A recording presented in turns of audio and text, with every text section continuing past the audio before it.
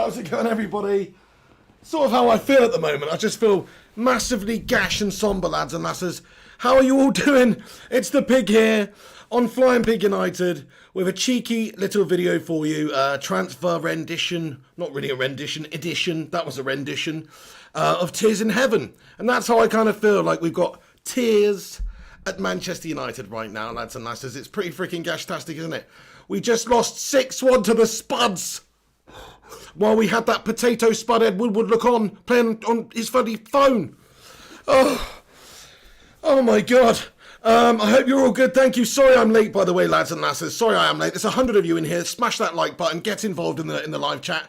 Hi Times United. How you doing, bro? I'm good, man. Well, not good.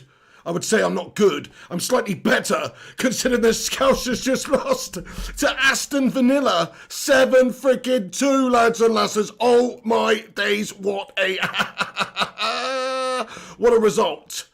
Okay, now that is obviously like every cloud has a silver lining. The facts are the facts. 7 is worse than 6, my friends, isn't it?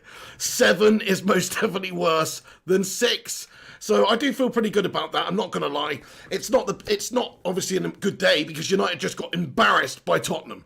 Embarrassed by them. So we can't laugh at the Scousers really, but we kind of can. I mean, losing to Aston Villa, that's way shitter than losing the 6-1 to Tottenham when you have a man sent off and stuff like that. You've just lost 7-2 to Aston Villa. I mean, that is a kick in the cloppies right there, isn't it, to be fair? That's a kick right in the cloppy. So I'm happy about that one. I mean, you guys must be, smash a 1 in the live chat if you're buzzing for that Liverpool result at the very least.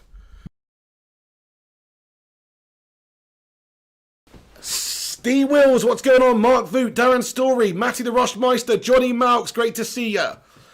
He says, at least Pat cheered me up a bit. Absolutely. Patrice Evra, what a freaking legend. Frederick Rainerson, James, Stephen Barrow, High Times United, Dean Flynn, Constant Pratt, Tonk Nash, Illy United, Steve Wills, James Duffy, Ashley Jenkins, That United Family, Primot, Kayam, Led John Cake, Tonk Nash, Gary Walker, Mark Voot, Ice Queen Gaming, Papa Stores, Dean Flynn, Hunar, James, Pricey MFC, Clam J, Disco Dave, Coochie, Ryan Burberspin 9, and everyone else. Thank you so much for stopping by and getting in here for tonight's video. Smash that like button. Look, let's try and forget this absolutely gash-tastic day, because that game I'm not going to let myself just get wound up about it because I've already vented and already got it out there, and I just can't be asked. My voice is strained. I just cannot be asked to even think about that Spurs game any longer. Yes, we were absolutely shit. Yes, it was the most disgusting game of football I've seen in a long time from Manchester United in various ways. Yes, we do have an £80 million slab of mess at the back. Yes, we do have a whole bunch of different issues in the side as well. But let's get into some of the transfer discussions and talk about that, obviously, because that 6-1 was horrendously bad, but at least the 7-2 happened afterwards, which sort of, there's a silver lining there. There's something there, It's better than Liverpool beating Aston Villa. It doesn't help our own issues that we've got at the football club right now. It doesn't help that gash result. It doesn't help the fact that we haven't strengthened in key areas. But it definitely helps, doesn't it? Definitely helps. Anyway, how are you all doing? Dean Flynn as well, Wayne Marco, Sancta, evening to you, Sancta. Shivam Kashyap, Becky Hope, how are you, Becky? She says, let's all laugh at Liverpool. Gets in there. I mean, I do, on another day, I would be laughing my absolute titties off about that one, Becky, but I just can't do it tonight. I'm depressed. I'm saddened by the state of Manchester United, man. So I can't really do it, even though it's awesome and it is funny and they're shit. And I'm so glad that they lost to Villarreal. It's so good. Like, that is great. It's absolutely wonderful, isn't it? I mean, at least they didn't win. At least they got battered 7-2, and they basically overstaged us as well, haven't they? They've sort of outshone us in terms of gashness today, which is brilliant. Hopefully they have a shit season. Hopefully they just have absolute defensive frailties at the back. We know they've got a good team of good players, but 7-2 against Villa, I mean, they've obviously got all sorts of issues. Actually, if you look going back into last season and the start of this season, they are pretty shit at the back, lads and lasses. They are pretty ropey at the back, Liverpool. They are conceding a lot of goals. So, let's hope that they bottle it this season as well. Hopefully we can get back up there, but as long as Liverpool don't win the title, I'm happy, to be fair. I don't want them to do it back to back. That'd be unbelievably filth. It took them 30 years to get this one. Hopefully it takes another 30 years to get the next one, so don't want them to win. There's over 175 of you in here right now. Smash that like button on it, lads and lasses, if you can. That'll help this stream out immensely. And also, give it a share if you can. Thank you guys for getting in. I'm just going to read a few of your comments out, then we'll get into the transfer news of the day. High Times United says FIFA stream tonight, dude. There's not actually going to be one tonight. That'll be back tomorrow, dude, because I'm just melted up, dude. I'm melted up today. I'm stressed out. I need to relax. I really need to relax and just do nothing and just zone out because, you know, FIFA, I need to be in the right frame of mind to begin with. Otherwise, it's going to be a stress fest. You know what I mean? It's stressful enough as it is sometimes. So we'll do that tomorrow night. That'll be back tomorrow night. Or then I don't know actually, because it's deadline day tomorrow, isn't it? So it's transfer deadline day tomorrow. So there's going to be lots. I'm going to be doing lots of videos on the channel tomorrow. There'll be all sorts of deadline day stuff going on, I'm sure, as is to be expected with Manchester United on deadline day. So there'll probably be plenty of news for me to cover tomorrow. So we'll see what goes on. But FIFA will be back ridiculously soon. Darren Story says, at one point I had to make sure I wasn't watching your FIFA career mode, pig. Oh, burn. Dude, everybody stick a fire emoji in there for Darren Story. He's just burnt me there. I did lose 6-0 to Wolverhampton Wanderers, so he's got a point. Anyway, Navim Kendragula says Evra and Neville were devastated and slammed the United on Sky. Nice one, thank you, Naveen. Yes, I'm going to get into that in a little bit. Absolutely spot on from them. Yeah, they're absolutely disgusting owners, our football club. They sicken me to the very core, my friends. They do. Amici Kelvin, he says, hi, pig, OT on fire. What? What's that? What do you mean Old Trafford's on fire? Somebody set Old Trafford on fire, you mean? Or you mean Spurs set it on fire? Sorry, I'm very confused. I just thought you said somebody set Old Trafford on fire. Anyway, never mind. Look, this is what we've got to get into. We've got to get into the transfer news now, lads and lasses. Crikey. Anyway, Philip Chapman, how you doing? He says, take it easy tonight. Don't get too stressed. That's exactly my style, actually, Philip, tonight, mate. I can't be doing it. I'll probably get worked up at some point, but I'm trying to start off pretty level-headed and chilled here tonight, lads and lasses. I'm not going to lie. I can't be doing with it. I'm so stressed out from earlier, guys. I'm sure you guys all can share that. It's just depressing. It's just depressing. All those texts you get from scummer, rival fans, etc. It's absolutely filth-tastic. We've got a couple of super chats in here right away here. Check it out. Joseph Misco in the gaff. What's going on? Thank you, Matty the Rushmeister, for sending me this fab tweet as well. Let me just get that up. But Joseph Misco, thank you very, very much for that, dude. He comments and he says, Mr. Pig, I can hear a classic Mr. Flying Pig laugh for Liverpool getting smashed 7-2. I'm glad you can hear it, Joseph. I really am.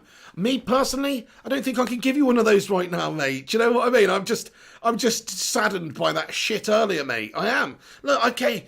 I'm almost on an okay level now because of that result, but I'm certainly not happy. I'm certainly not happy, my friend, so I can't give you that laugh. I cannot give you that laugh. Anyway, he comments, yeah, I'm Mr. Pig, sorry, I've already read it. Classic Mr. Flying Pig laugh for Liverpool. Unfortunately not, Joseph, I'm sorry to let you down. Ha ha ha ha ha. Liverpool shit. There you go. That's all I can pretty much muster up. Anyway, that United family also with a super chat. Thank you very much, that United family. Shout out to you guys. Says, was it Ollie's fault or the players? Hashtag up the pig. Hashtag up that United family. Thank you very much. Look, I personally think okay, I guess you can say Ollie can take a tiny little bit of the blame just for like maybe a tiny aspect of the in-game management, like some people critical of him taking Bruno off, and I thought Pogba staying on when you look at how bad he performed in the first half and how sort of lackadaisical he seemed out there. I thought that was the wrong decision, but other than that, I don't see how he can really do much about that Slabby Maguire melt job, doing what he did in that game and just floundering like a Magikarp or whatever. He was having a nightmare. So he can't really help the fact that Slabby's heading the ball into the danger zone, into the 6-yard box, and causing all these issues for us, or that other opportunity where Son scored at the near post where he's just not got the clearance away. So he can't actually really help those basic defensive errors. Especially, you have to have faith in your players. You have to have faith in your players. There's a lot of managers who used to just like buy the players and basically say to them, they bought them because they're bloody good enough, and they just sort of motivate them. They don't even talk about tactics and shit like that. There's a bunch of managers whose style was like that. Of course, they have coaches and all sorts of stuff, but it's also down to the players just to be able to play. Like, these are professionals. They're obviously really great players, or they're supposed to be great players, but they're not playing like great players. Harry Maguire, to me, is a good player, but we've overpaid for him and we've put too much expectation on him. And maybe there's too much pressure on him at United because of his price tag and that desperate role we needed filling at the club.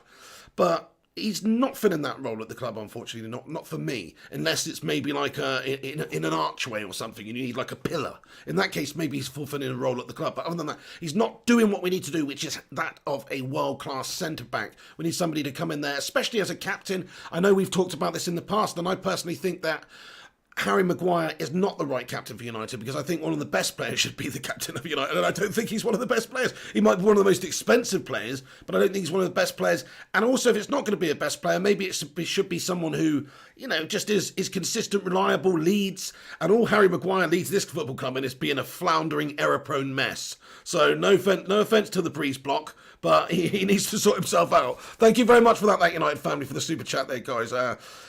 Yes, then, Papa Stores, he says, because Ollie just sits down relaxing instead of being on the sideline going crazy. Well, look, I mean, sometimes it calls for different circumstances, different situations, my friend, okay? Ole Gunnar Solskjaer, I agree, look, he needs to be maybe a little bit proactive in certain areas, like when it comes to in-game management, and like you say, maybe doing that kind of thing, but look, that doesn't really bother me. What bothers me is the player performances out there being an absolute goddamn calamity. And so I can't defend those players. It's all the players' fault. I just think it's bad. In this game, look, other games, yes, I will tell you how I see it. I say Ollie selected the team on. Ollie set them up gastastically. Ollie played Lindelof. Ollie did this. Ollie did that.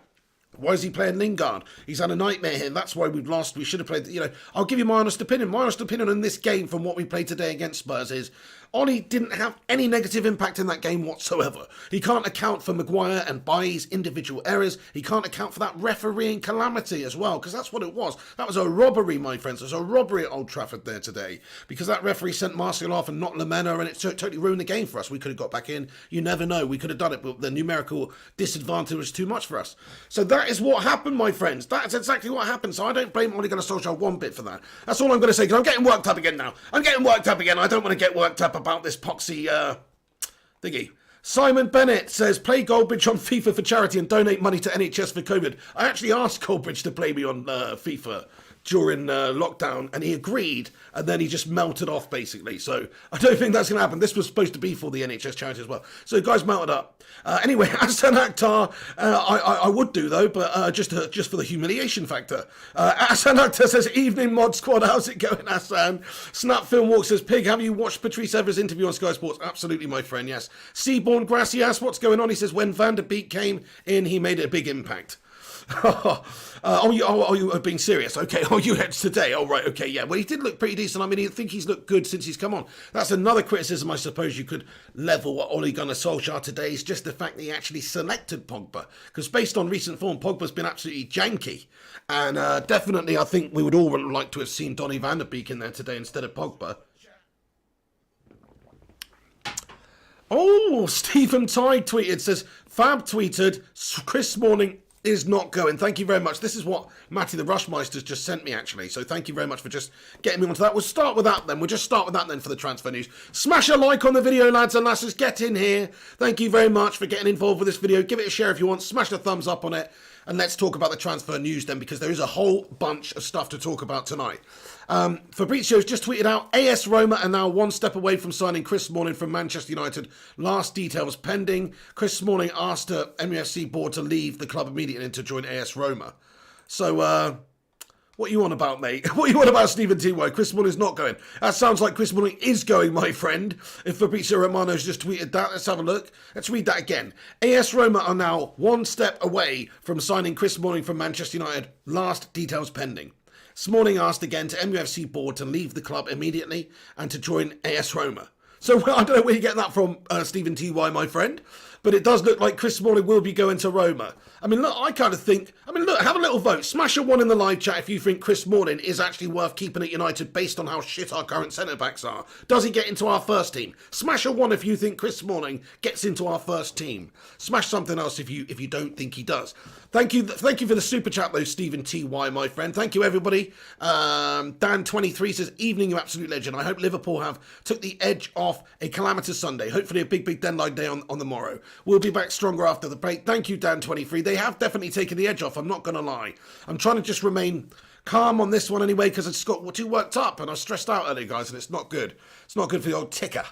Magnus Eriksson says, Pig, did I not tell you that Ollie is not good enough? No philosophy and no thoughts of his own game. Rubbish, mate. How can you say that? How can you say that when we absolutely dominated the last portion of the season last year and finished third with a shit team? He's obviously got some good philosophies. It's just the fact we started the season gashly and haven't been backed at all. But fair play, that's your opinion. Thank you very much for commenting.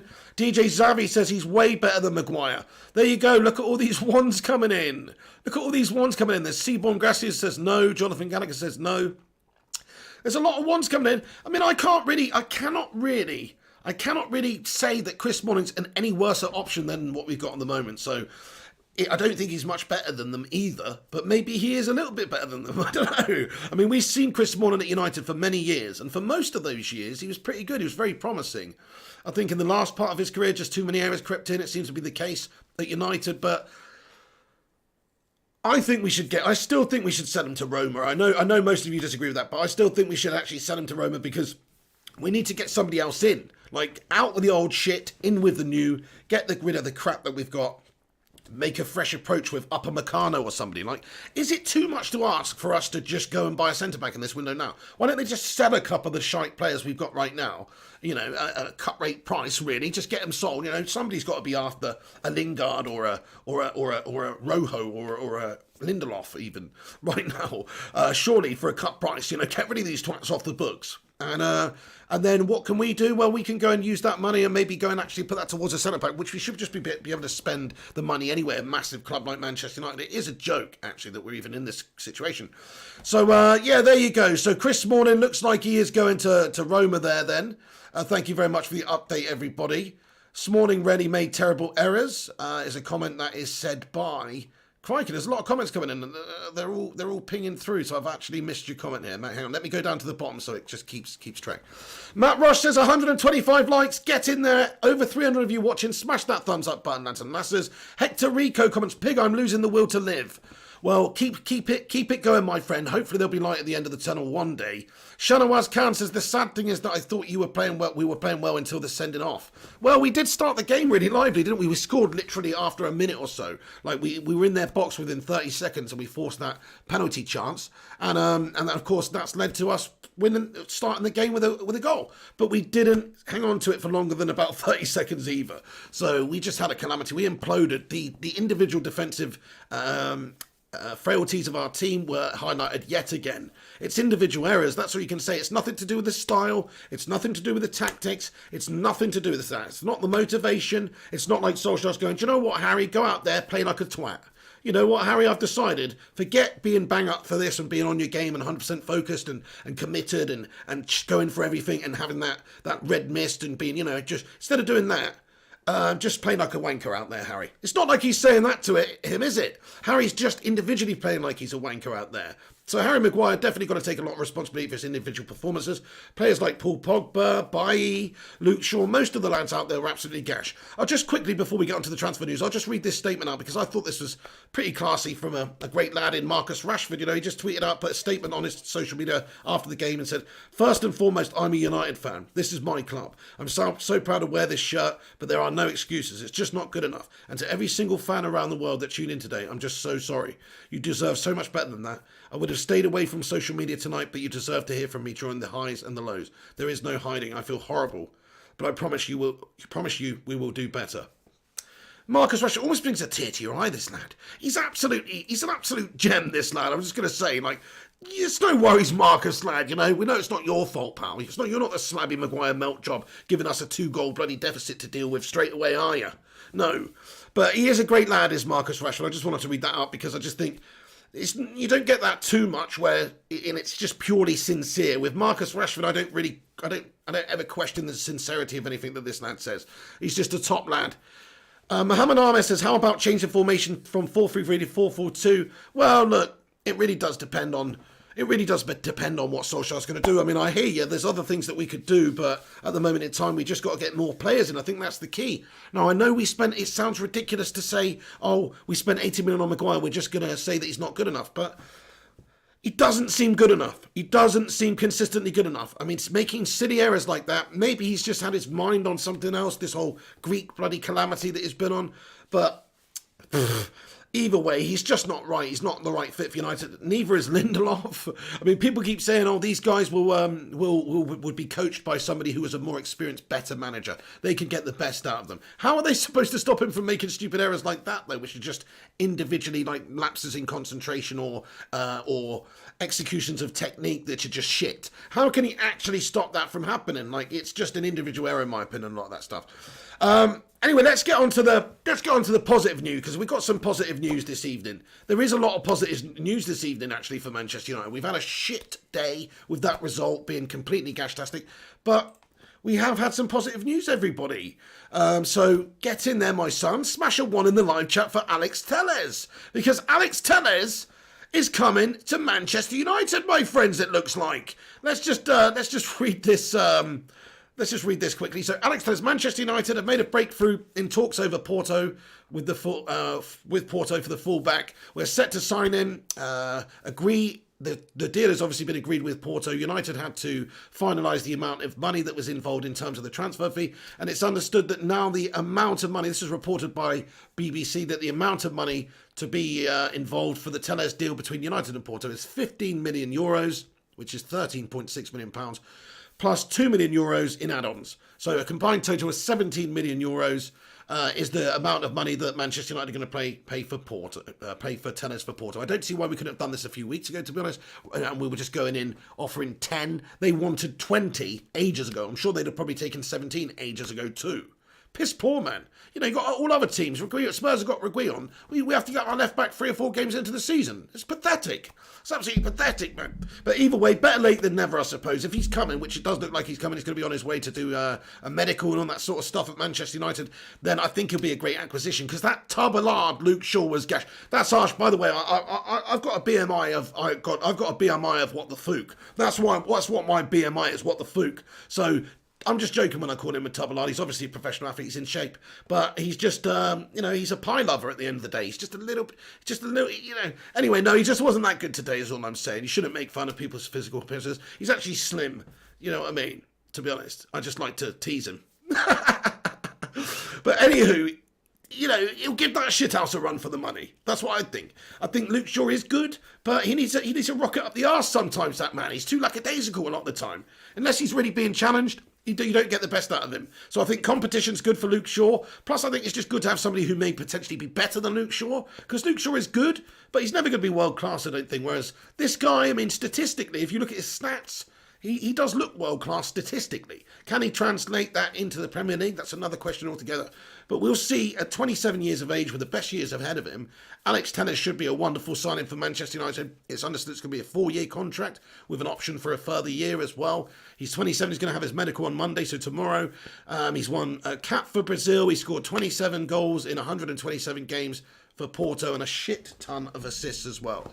So he's definitely an influential player for club and, well, I was going to say country, but he's only actually played once for Brazil. But that's just because they got such good wing-backs.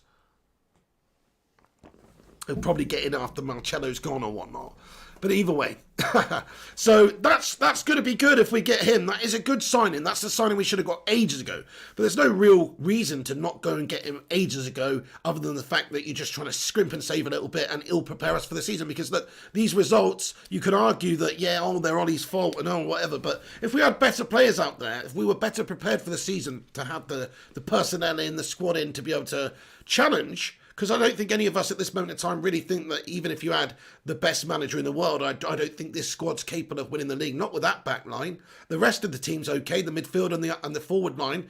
But we've said it doesn't matter if you get Sancho, it doesn't matter if you've got Lionel Messi and Cristiano Ronaldo on top. If you concede more goals than you score, you're screwed. And if you've got players who are gifting goals away to the opposition, then you can't be having that. You've got to make sure that the opposition goals, when they get them, they're hard-earned. They're hard-earned goals. They're not easily gifted goals. That's pathetic. We can't be having that at this level when you're United. We've got to be consistently good. Fergie, if you look at all his teams, all those back lines were so solid. Yeah, everyone makes an error, and every now and again, they're just human. But I'm talking about consistent errors. Consistently, you've got to be consistent at United. And all the back line at the moment, really, are just being consistently shite. So not good at all, lads and lasses, but it does look like Alex Telles is coming to boost us in that left-back position. What do you guys think about it? Also, it's just reported that Mohamed Bahassi reported it. He thinks it's about 18.5 million with bonuses. He's travelling today, medical tomorrow, contract until June 2025. Also, Simon Stone said FIFA this is 15 million euros plus 2 million euros. That's the BBC reporter that reported that in the first place.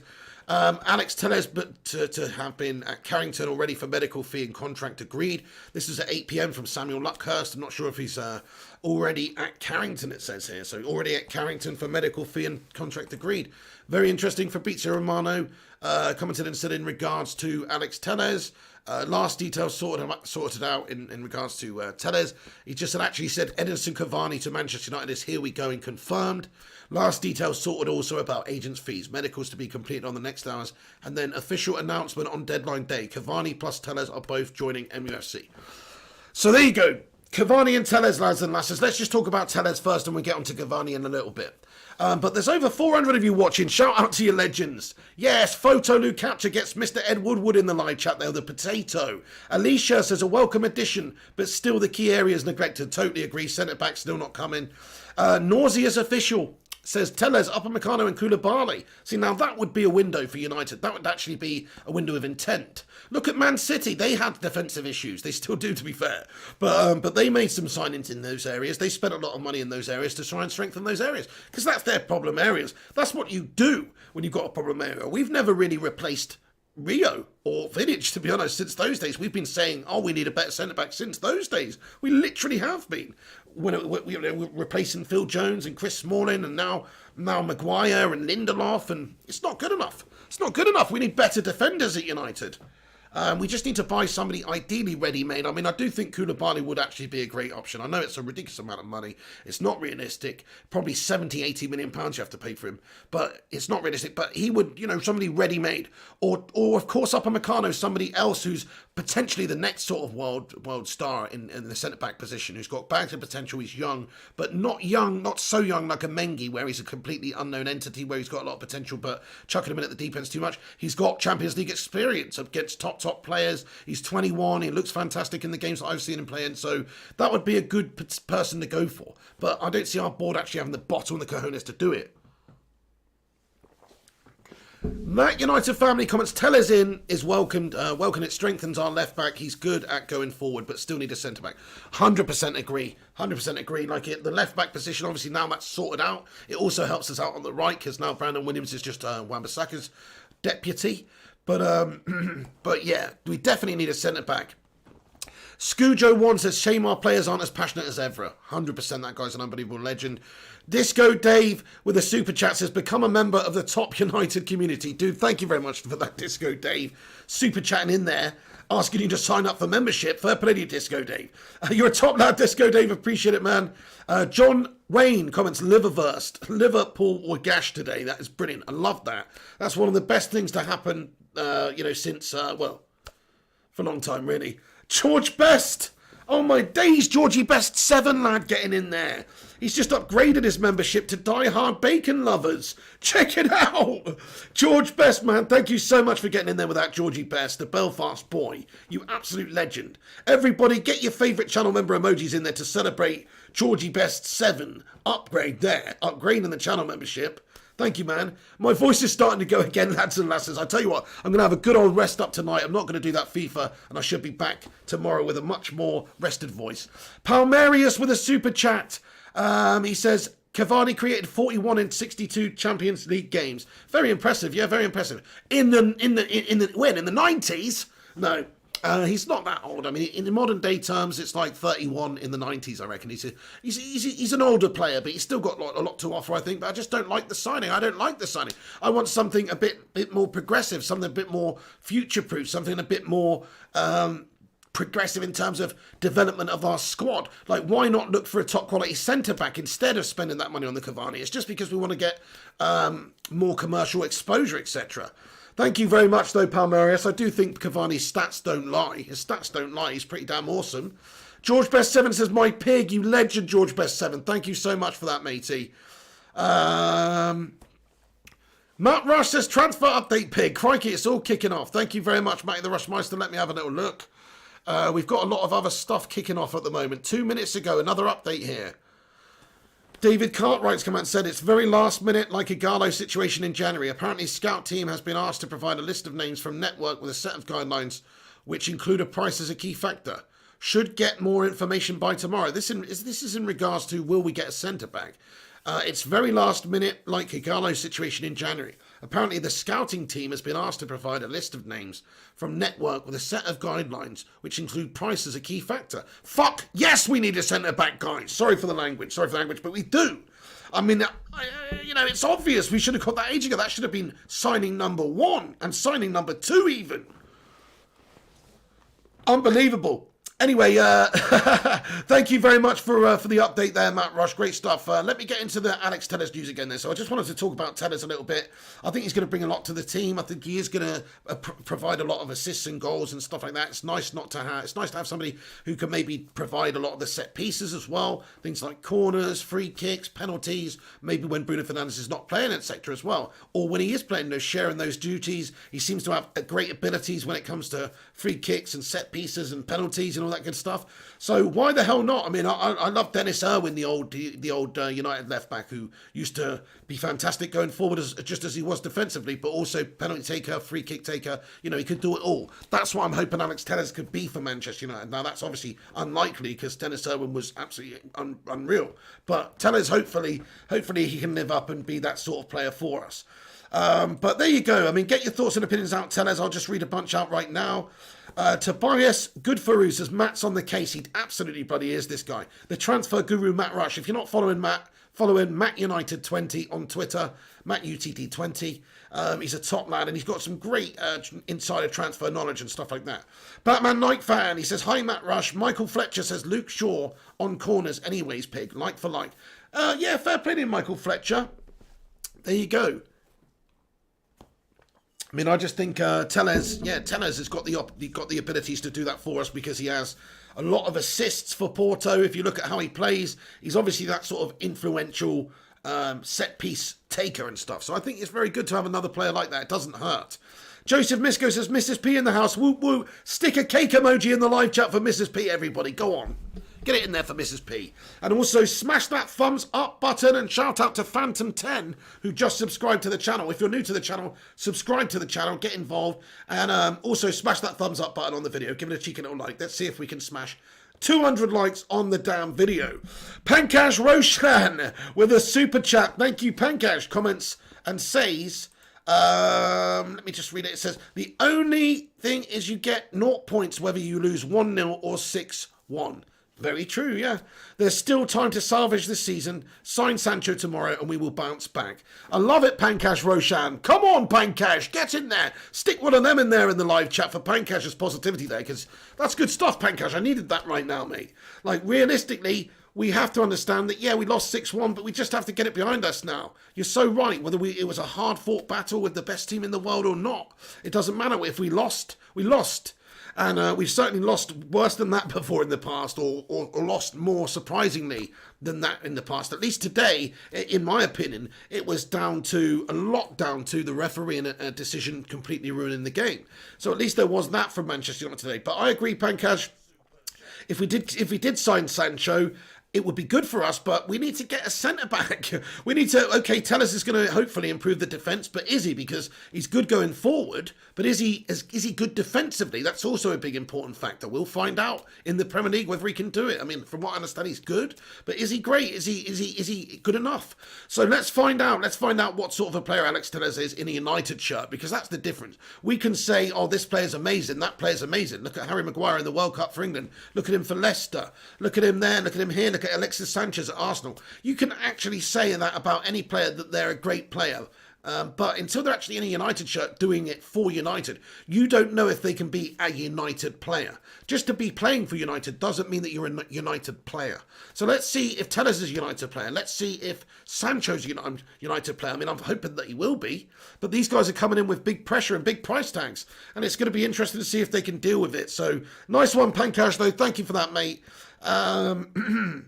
Another super chat here as well, man, from Joel Morris. Thank you very much, Joel Morris, popping off in the live chat tonight. Appreciate it, lads and lasses. Joel Morris says, apparently Bruno came off at half-time because he had a falling out with Matic at half-time. Are you serious? That's quite interesting, isn't it? So, obviously, Matic didn't stay on very long either. So, I don't know about that, Joel. Who knows about that? That might just be hearsay. But if that's true, then why the hell would be taking Bruno off? I doubt it's Bruno's. I don't know. I mean, I don't really know. Bruno's obviously a big character, a big leader in the team, so I don't think Solskjaer would sub him off unless Bruno did something absolutely petulant, my friends. Kayam says, are you feeling better now? I'm feeling okay. I'm feeling a little bit more optimistic just because a little bit of time's gone by, and also the Liverpool game happened where they lost 7-2. Get in there, my son. But still not feeling very good, lads. No, still not feeling very good. Plus, my voice is just mashed up from shouting at the TV so bloody much earlier. Like, that was what the most annoying thing is just the game of football being super stressful today, wasn't it? Very, very stressful. Sneeze Gaming says, why didn't the ref give both players red card or yellow? Exactly, that's all he needed to do. That would have dealt with the situation properly, but he didn't. He stitched us up. Charlotte Brazil says, that team that played the other day would not have lost 6-1. Yeah, you might be right on that one. You might be right. What with the one with Lindelof and Bailly at the back? Yeah, you might be right. I very much doubt they would have done because they defended quite well. Michael Fletcher says it's time for the shareholders to give back some of those dividends. Absolutely, he says, hashtag return our dividends. Nice one, lads and lasses. Okay, let's have a look at this then. We've got some more news. So like I was saying about Cavani, so it looks like Alex Telles is coming. There'll be medical tomorrow. Done deal, hopefully imminent in terms of properly done. But the Cavani deal is seemingly done now. That's what we understand here. Cavani, Fabrizio Romano says, Edinson Cavani to Manchester United is here we go and confirmed. Last details sorted also about agent fees, medicals to be completed in the next hours, and then official announcement on deadline day. Cavani plus Telles are both joining. So that's the update on Cavani as well. Now, I'm not overly crazy about Cavani. I just think he's another one. I don't want to get into it. We did a whole long video about Cavani yesterday. You know my thoughts on it, but I think he is a bit of a mercenary. He had the opportunity to join us in January. He wanted to go to Atletico Madrid. I think maybe because they were offering more money or something. But in the end, it all didn't pan out. It fell through, and he didn't join Atletico Madrid. Look, we'll see. I mean, I think he's realistically only coming to United because we're desperate, and he's only coming because he's commercially viable, and he's only coming because we're going to pay him more money than anybody else. I think if any team in the world offered Cavani more money and a bigger signing on fee and his agent more money, he would go to them. He's a mercenary in my eyes. Now, he's a good player, yes, and he's a hired gun. It's a hired gun up top there who's going to get you goals, hopefully. But I just want him to be a backup, not hinder anyone else either. But the thing is with him, it doesn't matter if it was Vasco da Gama or bloody Partizan Belgrade or Fenerbahce or Shanghai Shenhua or anybody. If anybody would pay him more money to go and play for them than Manchester United, I'm pretty sure he would go and play for them. So I don't know if I really want a player like that at Manchester United. So that's my problem I have with the transfer mainly. It's not the fact that we're getting him. Plus, another issue I have, I don't think it's Solskjaer's signing. I think they've just gone, look, we're going to get Cavani, and he's gone, all right then. What can he do? Do you want Cavani? Well, yeah, I mean, you haven't got me any other bastard. So, yeah, I'll take Cavani, it's that kind of thing. I don't think he was number one on, you got a Solskjaer's list. Definitely not, otherwise it wouldn't be done on deadline day. So, he's obviously just a panic buy, and it's obviously just a commercial deal. It's one of Woodward's signings. I don't even think this is Ollie's signing. I don't think this is Ollie's signing at all, my friends. Right. Let's have a look at this then. There's a lot of you guys tuning in right now, over 500. Thank you for watching and getting involved with the live stream. Smash a thumbs up on it, lads and lasses. I'm going to dip into the comments in and out before we go between the topics. Hi, Ilat Norville. He says, hi, Pig. Are you all right after today's embarrassment? Not really, mate. I'm just trying to chill out, feeling very depressed about it. Absolutely gash game of football. Oh, I got all my...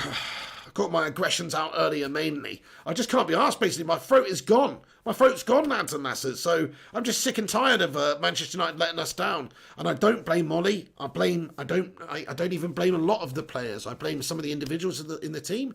And I blame mostly the owners. And I blame mostly Woodward and Judge. Those are the people within Manchester United who I think should shoulder most of the blame. Sure, Solskjaer's got to take some. The players got to take a bunch too. But I truly do believe that that they are to blame. But I mean, Luke Shaw's come out after the game. Fair play to Luke Shaw. I'm liking Luke Shaw's his attitude after games and stuff like that. He says the right sort of things these days. I actually think Luke Shaw's got a good role to play in this squad still, even with Alex Telles coming in. But he come out and said that it was definitely the players that were the issue in tonight's game, to quote him. He said that him and his teammates need to take the responsibility for the defeat, and admitted that their performance was nowhere near the level that they should be at the moment. He said, I think whoever's on the pitch, whenever you're on the pitch, whatever the scoreline is, the players on that pitch have to take responsibility, he told Sky Sports after the game. We get given tactics before the game, responsibilities that players need to do, but I think when you're on the pitch, the manager can only give advice and what he thinks, but we're the players that are on the pitch, and we need to have very high standards. The players we have here have the quality, but I think it hasn't been showing.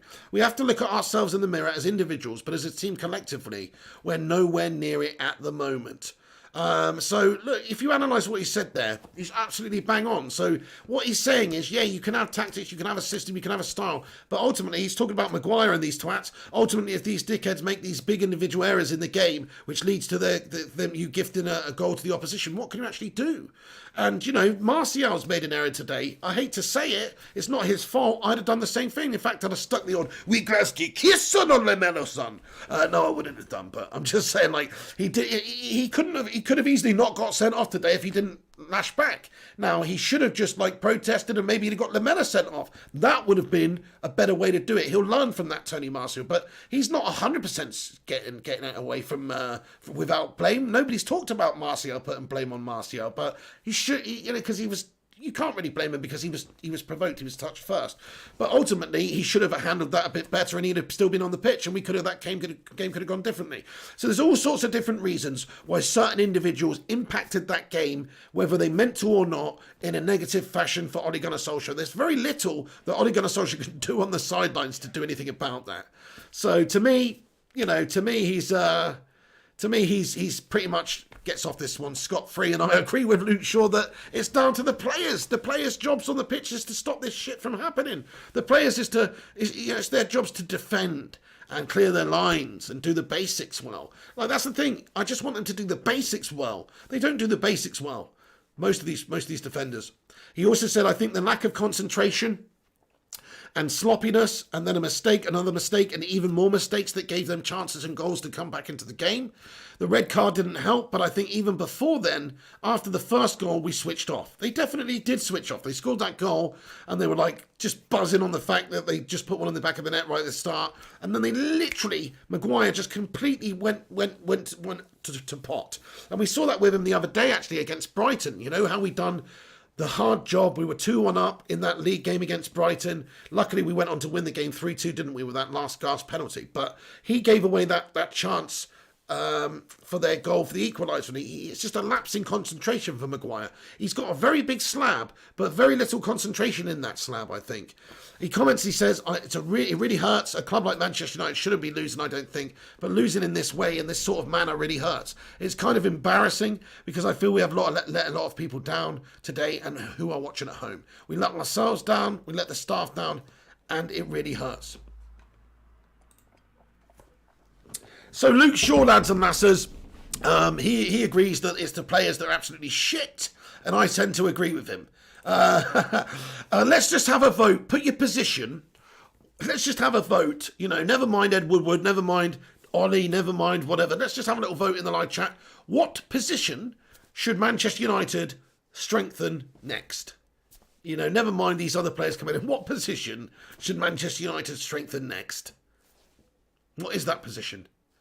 What position should we strengthen next? Because, it's an interesting one, isn't it?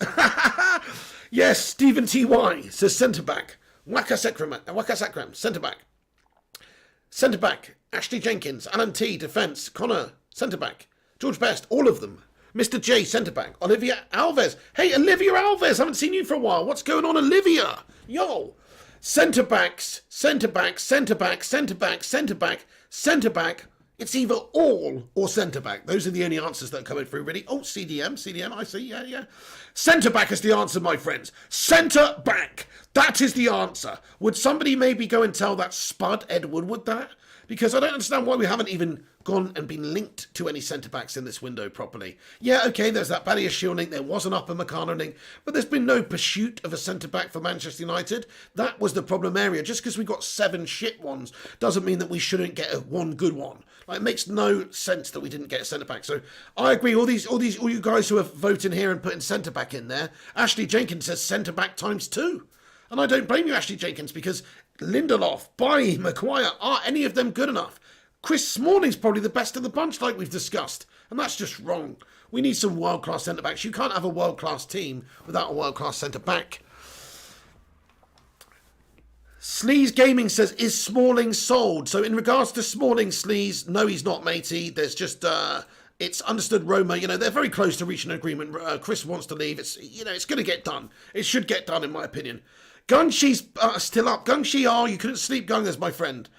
He comments and says, centre-back ×2, right wing, CDM. Spot on, Gungshi. I agree entirely. And, of course, if we're getting Tellez in, then those positions absolutely are the key areas. So I don't really understand why we haven't looked at getting at least one centre-back in this window. I guess it's just because they're incompetent buffoons. Amruf Pawar says, bit of a relief. Liverpool lost 7-2. Sign of relief. Yes, mate. I mean, look, very nice that Liverpool lost 7-2. It would have been even sweeter, obviously, if we didn't melt 6-1 ourselves. If we'd have just drawn this game today or something like that, we'd have all been a little bit, it's a shame we drew. But then that Liverpool result would have absolutely made us buzzing. But because we ourselves lost a game by a goal deficit of 5 goals, just like Liverpool, we had a nightmare. But 7 is worse than 6, though. And especially against Aston Villa. We lost 6-1 against Spurs, because they've got great players like Kane and Son, and they're a good team. And we had a sending off, which was a calamity, and other factors. Liverpool just lost 7-2 to Aston Villa, just because they're shit. Pankash Roshan comments with a super chat, says, just the kind of loss we need for Woodward to wake up from the slumber and spend the effing money. A win today would have strengthened his hand not to spend. 100%, yes, you're right. This is exactly the kick up the bollocks that these guys need. They need a bit of motivationo, don't they? Whether it's losing and getting humiliated, or whether it's getting the firework mob out round his gaff again.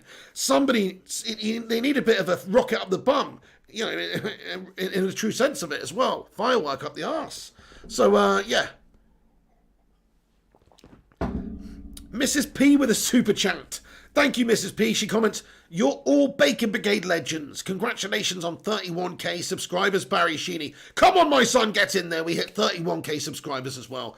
That's the other silver lining of the day. So thank you very much for everyone who's got in here and subscribed to this channel and been a part of this show recently or forever, Great to have you guys stopping by. Hey, we've got another tweet here, by the way, from Fabrizio Romano. Matt Rush has just kept us up to date. This is 2 minutes ago, 10:35 p.m. Breaking news. Man United will complete both deals for Cavani and Alex Telles tomorrow and are still in negotiations with Barcelona for Ousmane Dembele, offering a loan.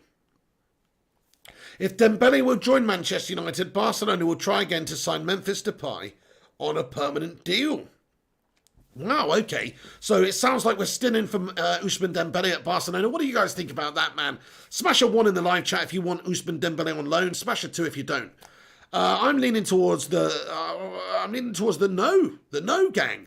I mean, what does that mean? Is that instead of Sancho? Are we realistically looking at the possibility that we're just going to get Ousmane Dembele on loan with Cavani coming in instead of Sancho? Now, to be honest with you, if that meant we got a really great quality centre-back, I would go with that. I'm not going to lie. I mean, I want Sancho like the next man, but there's no good having Sancho and these great attacking players. We had Greenwood, Martial, Rashford, and Bruno up there. That's still pretty damn good. Okay, I'm not worried about the quality of our forward 4 players there at all today. The problem areas is the centre back position. The problem areas is the defenders as well, and maybe the midfielders. Like Paul Pogba was just gashed today, wasn't he?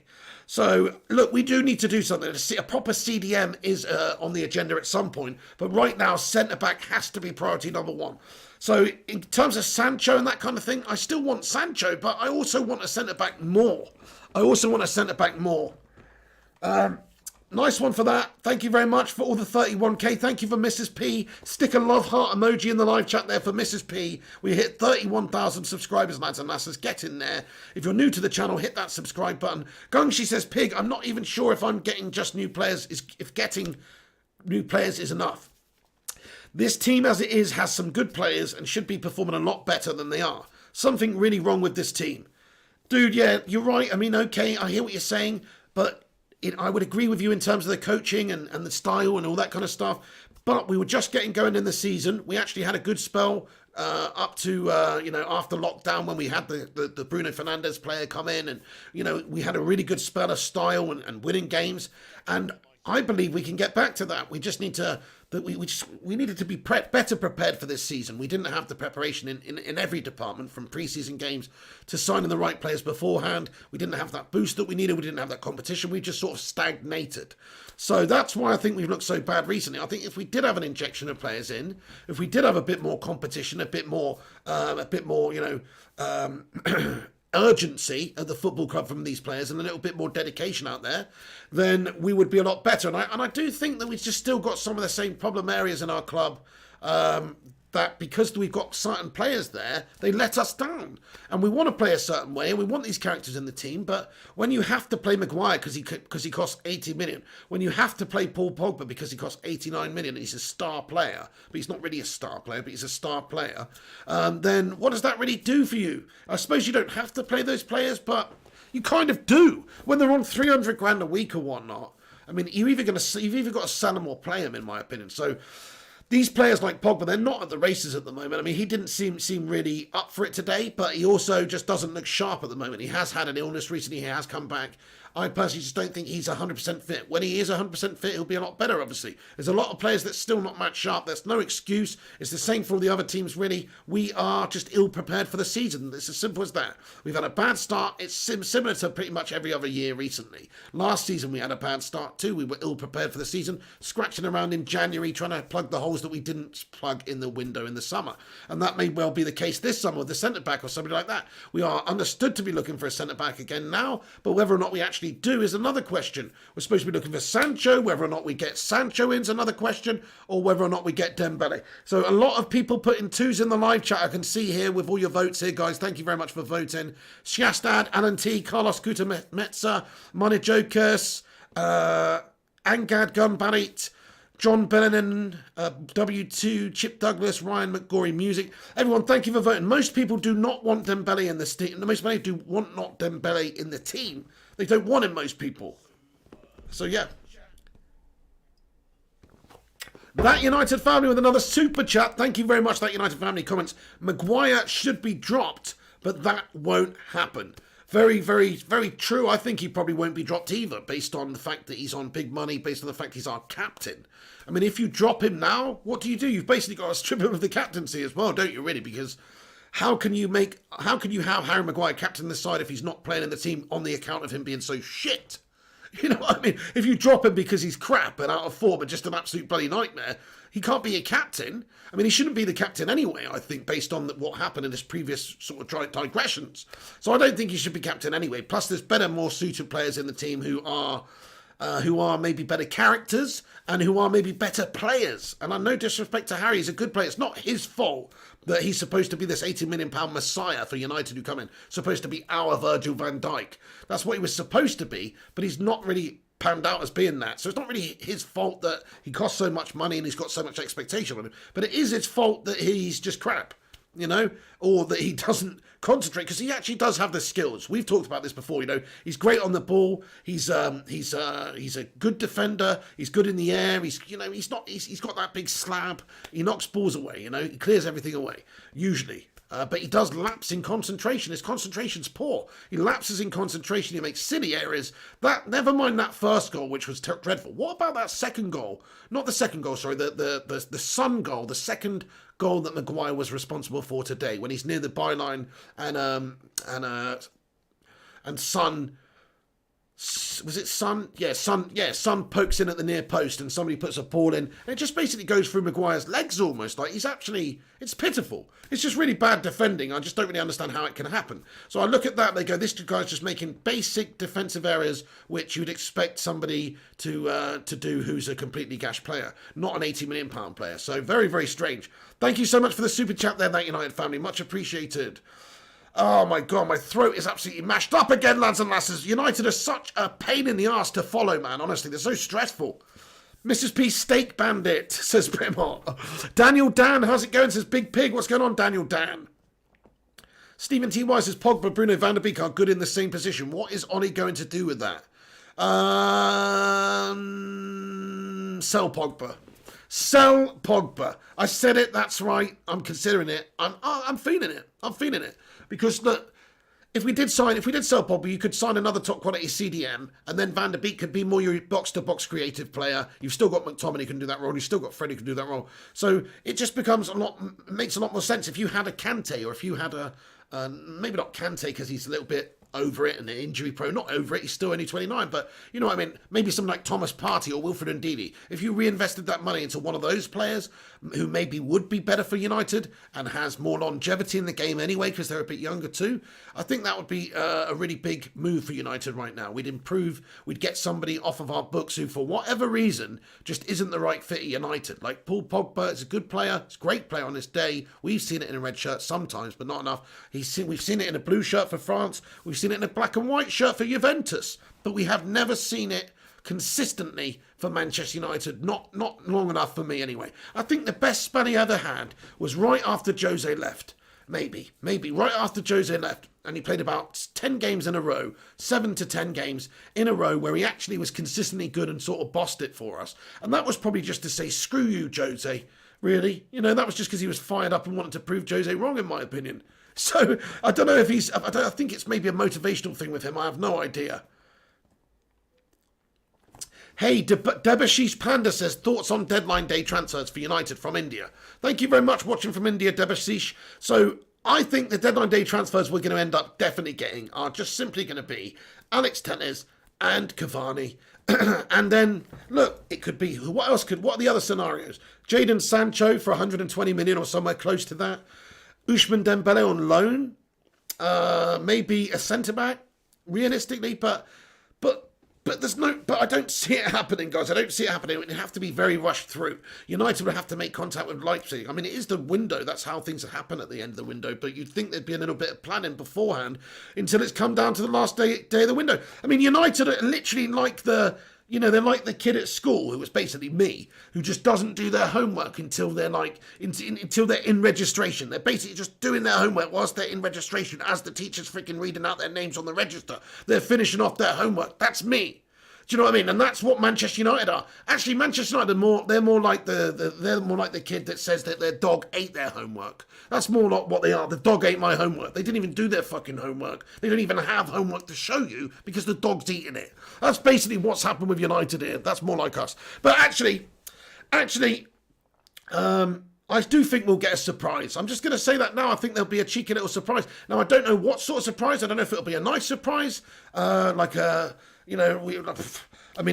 Cavani's not really a nice surprise. It's not a terrible surprise. It's definitely a surprise. I'm very surprised about getting Cavani.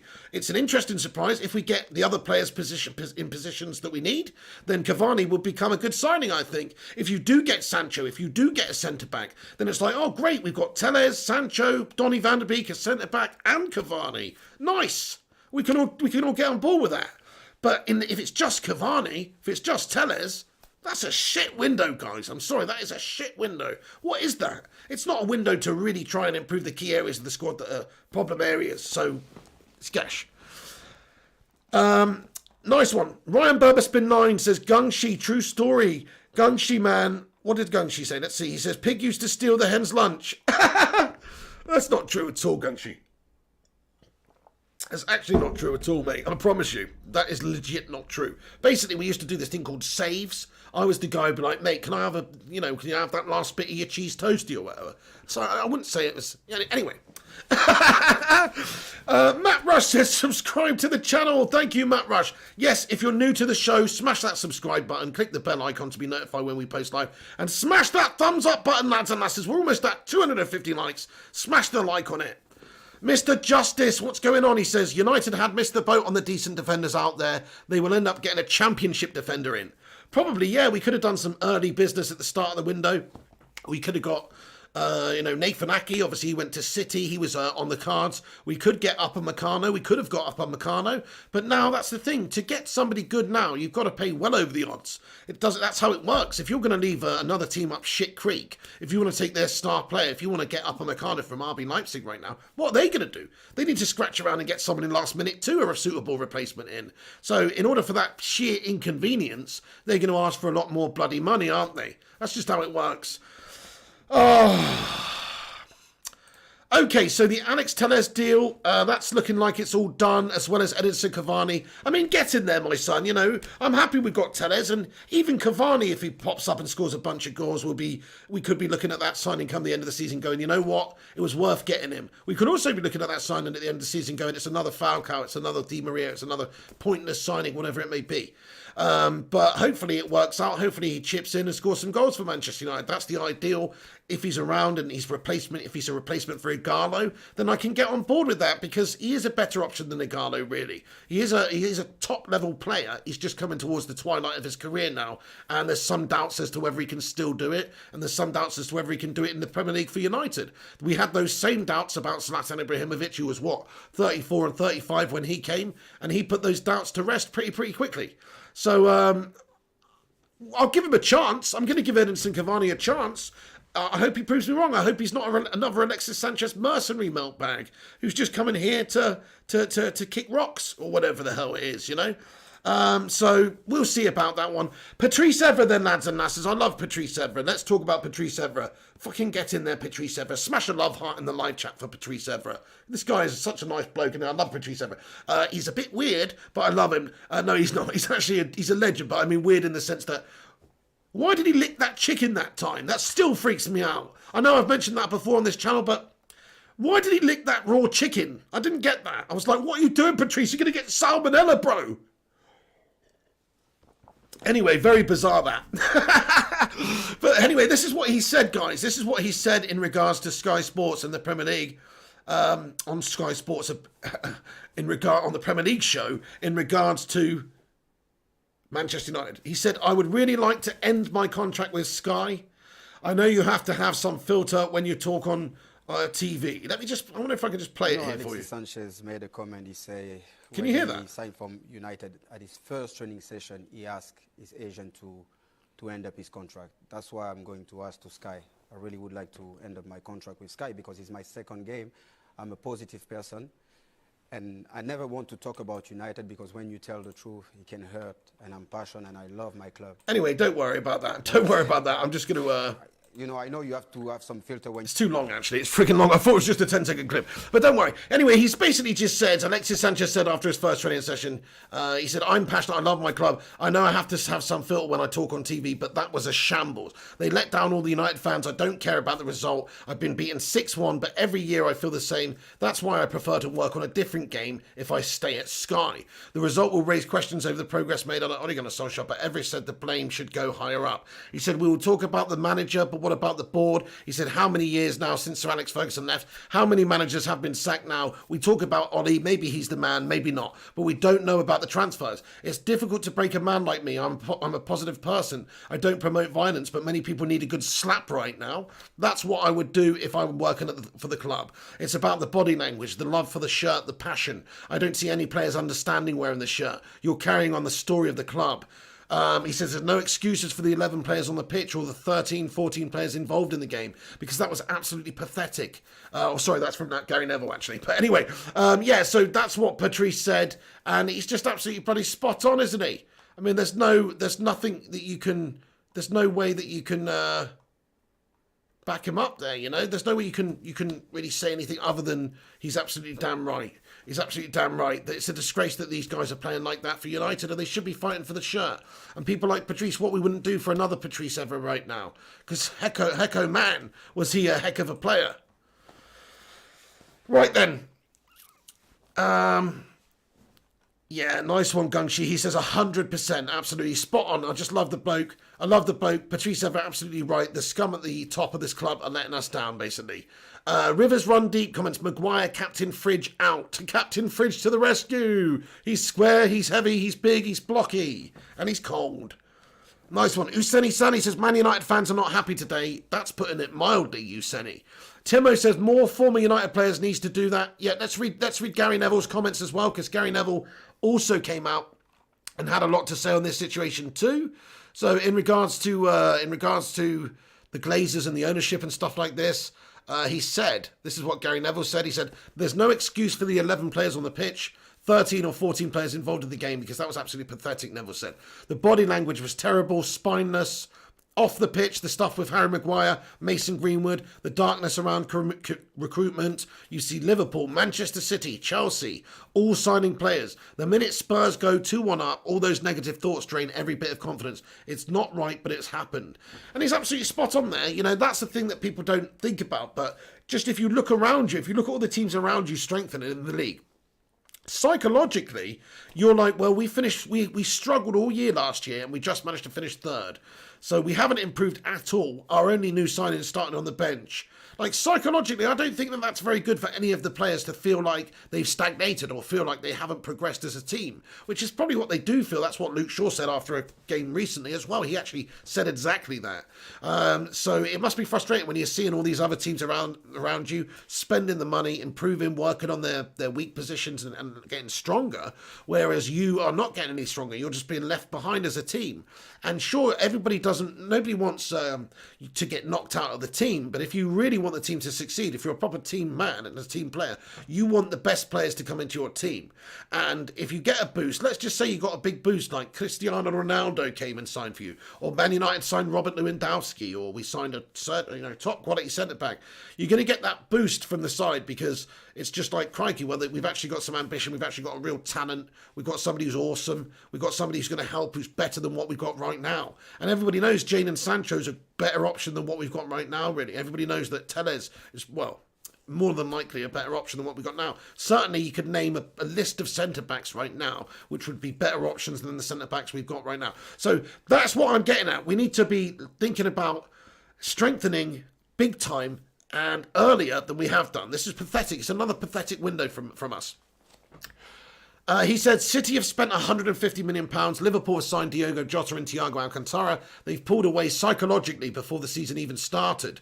Psychological damage of not bringing in players in is hampering the current players. The club's job is to build title-winning teams. Manchester United have to win the title. We can't drop those standards. It's pathetic that our standards have dropped, but they have. I mean, we're all talking about, crikey, we'll be lucky to get to the top four this season. That is how much our standards have dropped. And that's how it has been for the last 7 years. It's always a constant battle trying to get into the top four. Never mind trying to get the title. So it is terrible what's happened at this club. And it's all down to our owners. I just hope that people realise that and stop blaming Ole Gunnar Solskjaer and just focus on the biggest problem, which is the shit house owners and the way that they salvage bits from this club, the way that they hinder us at this football club each window. Okay then, so here we go. In regards to Sancho, by the way, Konstantin Eckner's come out and said tonight Manchester United still see Sancho as their number one target. However, they will only make a bid if they're certain it will be accepted. Dortmund do not want to sell despite Sancho voicing his anger this week. So realistically, look, there's not much just changed in this one, guys. I'm not going to lie. Like Sancho, we've got a day to find out whether or not Manchester United have the bollocks to go and buy Jadon Sancho from Dortmund. We need him. We want him. He's great for the next decade. It makes perfect sense in every single department. So I don't see why it wouldn't happen unless they decide to strengthen other areas. Like, we could all probably live with Sancho not coming in as long as we get the centre-backs that we need or the centre-back that we need. Matt Rush says, Fab tweet pig, crikey. There's another one, is there? Dude. Fabrizio Romano has just come out. Thank you, Matt Rush. Memphis Depay has agreed personal terms with Barca 20 days ago. Contract until June 2025. Janino confirmed the agreement today. In the next hours, Barcelona and Olympic Lyon will restart negotiations to complete the deal. Barca's bid will be €25 million plus add-ons. Dembele to MUFC deal still on.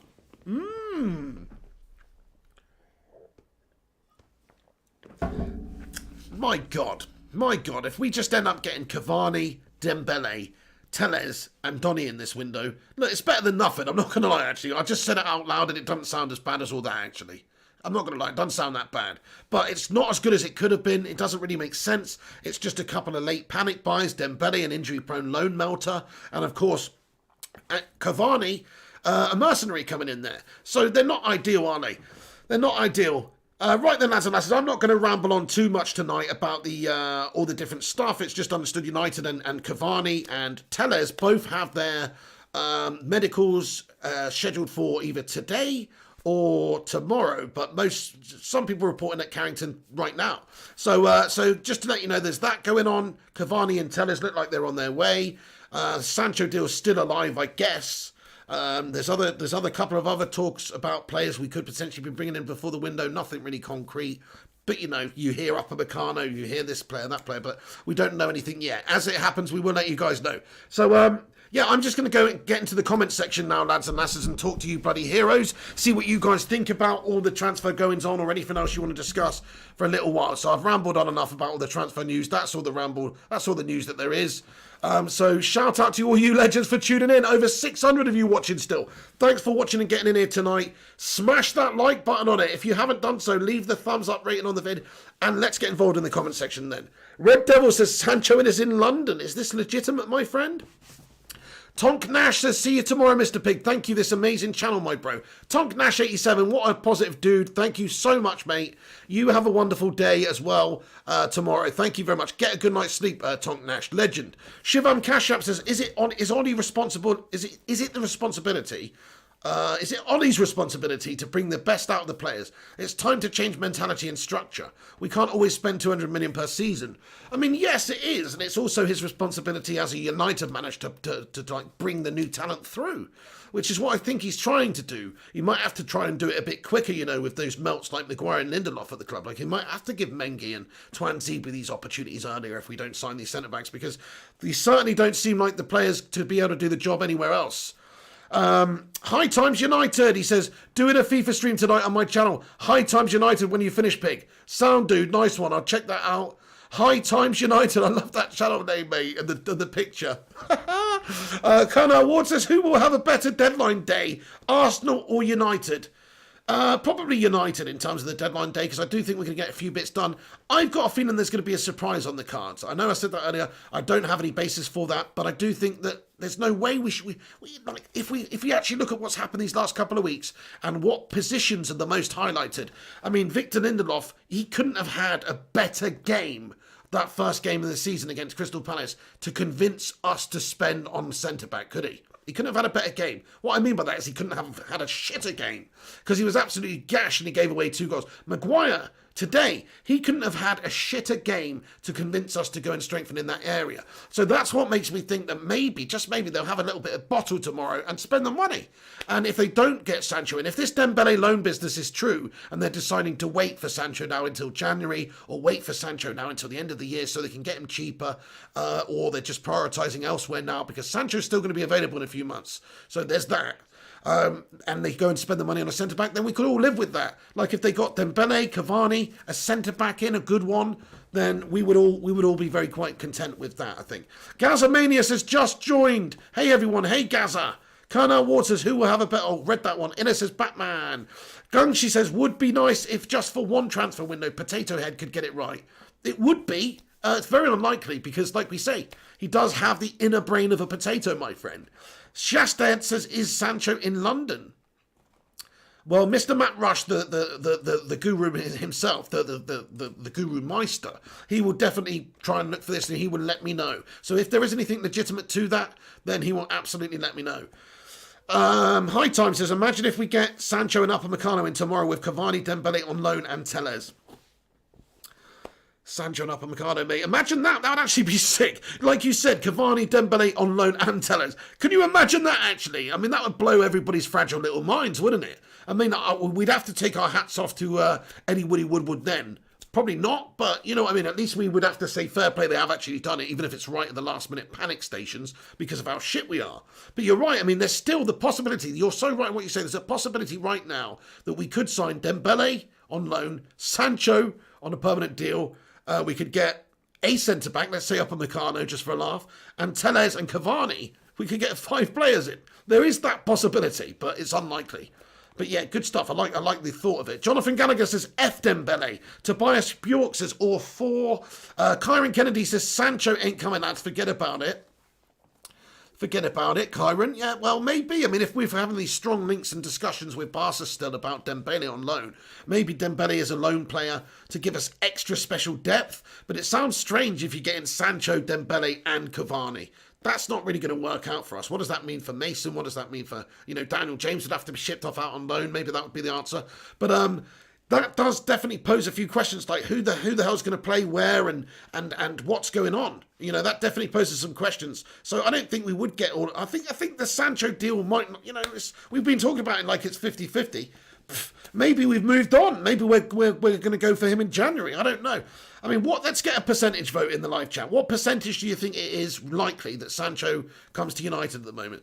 I'm going 40% now. I've gone down to 40% again. I was at 50%. I'm at 40%. The reason for that is we signed Cavani. The reason for that is we're still having heavy links with Dembele. There's talks about other players coming in as well, like we said. So we don't really know if they've changed their priorities. They could be looking at Upamecano or somebody else.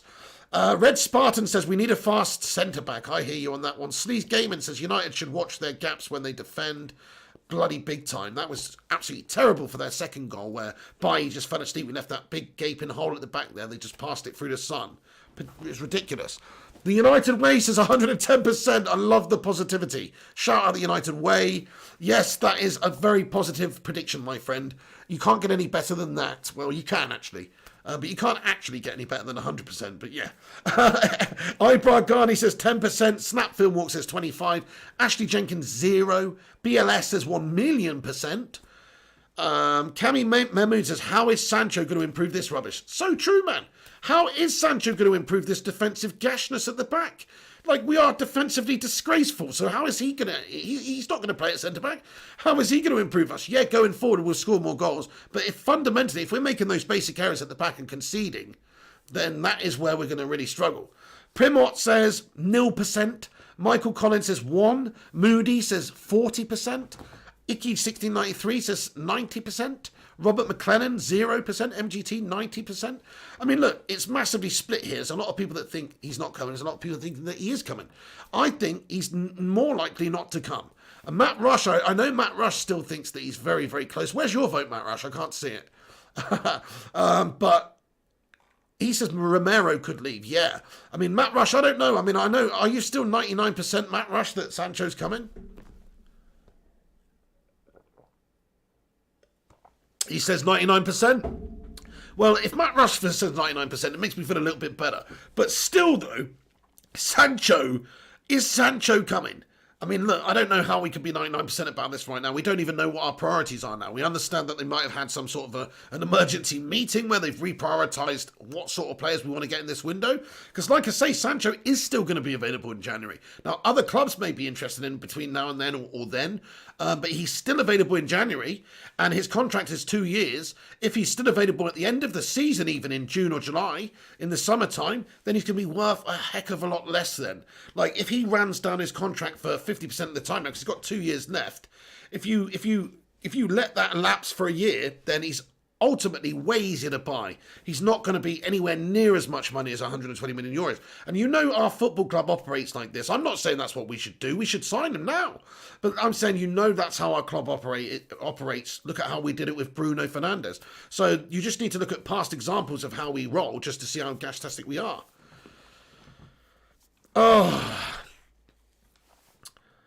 Asan Akhtar says, do you think we will panic buy and leave us with the players we won't need in a year's time?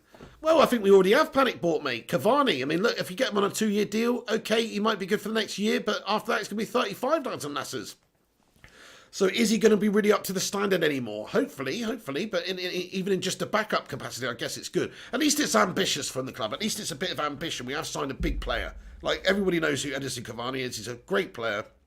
He's older. He's on the back of maybe some injury concerns, but he's probably going to be fine. And he will score goals. He's a finisher. He scores goals. So I do rate him. I do think he's a good player. I just hope that we get the players sorted in other areas that we need. The United Way comments, Ollie's new plan, Cavani to stay in the opposite box, not moves. James and Sancho to run down the wing and cross it into him. Problem solved. There you go, exactly. That's it. You just get the feed Cavani and he will score. Just feed it to Cavani. Fraser for the win comments, we don't just need a centre-back with pace. Bailly has pace, but clearly it's not the answer. We need a high-profile centre-back like Upamecano in. Yeah, you need somebody. It's not just about having headless chicken pace, is it? We know that with Daniel James that it's not effective. It's all about actually reading of the game. And some of the best defenders in my lifetime that I've seen at the back, they haven't even been that quick. I don't think anybody would say John Terry is a blistering defender, but he was a very good defender. He read the game very well. He was very good with his defensive attributes, clearing stuff away, his tackling, his heading, his all that sort of stuff, his bravery, all the things that you need to be a good defender. But he wasn't lightning quick. I'm not saying he was super slow either, but you can be a great defender without being lightning quick. Definitely, as long as you read the game. If you've got that extra half a yard in your brain, you can make up for that loss of half a yard in your legs. But you do need to have that intelligence. It's nice to have a fine balance. That's what you want. You want the fine balance. You want your Rio Ferdinand type player, the player that reads it great and is physically great and is quick and strong and big. And that's to me, Rio Ferdinand's basically the ultimate centre back. We could definitely do one of those. Gunga says, feeding the ball to Cavani like rolling chocolate cream eggs to the pig. Absolutely, he's going to snatch them up for days, Gungshi. Batman Night Fan says, AGM Cavani is better than Igalo. I mean, he is. You have to say that is true. High Times United says, Martial should at least come back from suspension with good fitness. Hopefully. I think he's lacking match sharpness, though, so it's not going to help him with that. Mark Vloot says, Mrs. P Cake Bandit, take care, my lovely. Mrs. P's off ski, is she? Everybody stick that cake emoji in there for Mrs. P. Have a good one, Mrs. P. Rest up. Primot in the house. Primot says, Gungshi, nice one. Marco Perrick says, will it be Dembele or Sancho? Well, look, we've talked about the possibility it could be both. I very much doubt that. I don't think we've got the bottle or the cojones or the wherewithal or the want to spend to get both of those deals over the line. But if they do, I have to take my hat off to them and say fair play. They haven't messed around on the final day of the season at least, and they have got some personnel in. But really, still the same problem would exist. You could get 10 wingers if you want. It doesn't matter. We've got shit centre back. We've got shit defence. Even the worst teams like Crystal Palace have exposed us recently. Brighton exposed us in terms of our defending issues as well. So if teams like Palace and Brighton are exposing how bad your back line is, doesn't matter how good your forward line is, because you're going to get exposed, especially by the big teams. I mean, we conceded 6 goals today. 6 goals. Otaku Dan says, just joined. Can I please get an update on the transfer window, please? Sure, mate. Give me one moment.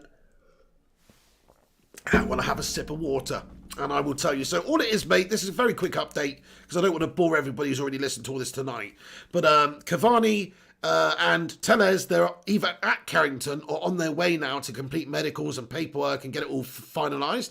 They will both be announced tomorrow on deadline day. That's what's been reported. Mohamed Bouhafsi, Simon Stone, Fabrizio Romano, all these reporters coming out and saying it's all done and dusted now, basically. Cavani to Manchester United, and also Alex Tellez to Manchester United. Done deals, basically done deals anyway. Cavani's done. It's just pending, like I say, medical and stuff. Everything's agreed, and we've agreed personal terms with Porto as a football club. So it's all going. About 15 million euros for Alex Tellez for Porto, 1.8 million euros in add-ons as well. So just around about 17 million euros for Alex Tellez, and then obviously Cavani. It's expected that it's a bit less than 10 million euros for the agent fee, bit of a signing on fee, and 220k a week, was it? I forget now.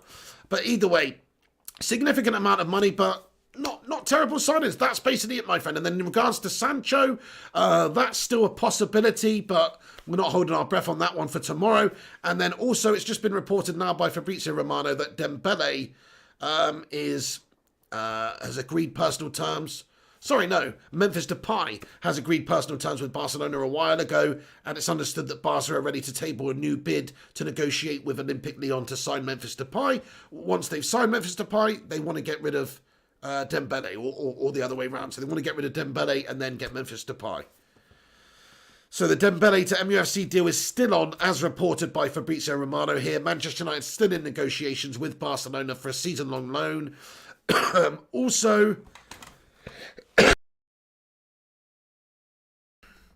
Also, sorry, can you hear me? Yeah.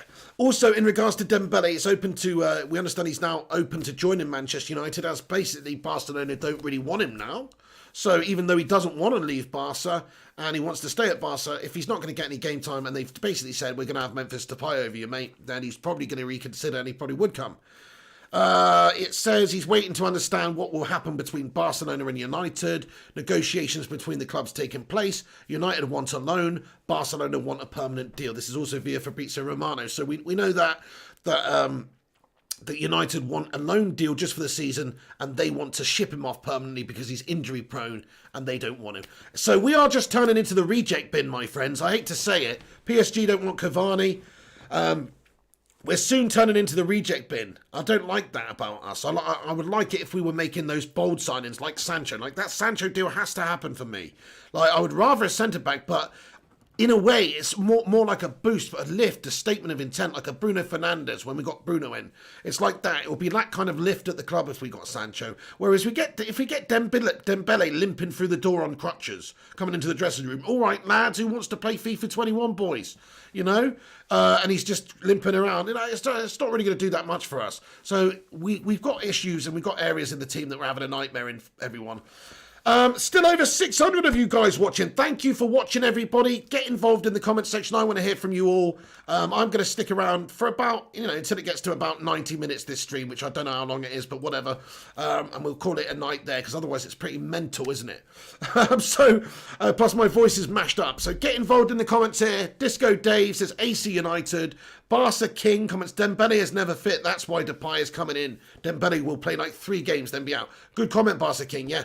I agree with you. That's the thing. He's never fit. He's just not going to play. It's like Gareth Bale at Tottenham. Is he really going to play that much this season? He'll probably play a few games, but I don't think he's going to stay fit the whole season. Same thing with Dembele. That's why you get Dembele and another winger. That's why you get Dembele and Sancho. There's nothing wrong with having Dembele, but I don't think you can put all your eggs in the basket of Dembele and hope that he's going to be your starter right winger every single week for 38 games throughout the season. No way. He's not. Kivs2703 says, what's your prediction on where we're going to finish this season now, Pig?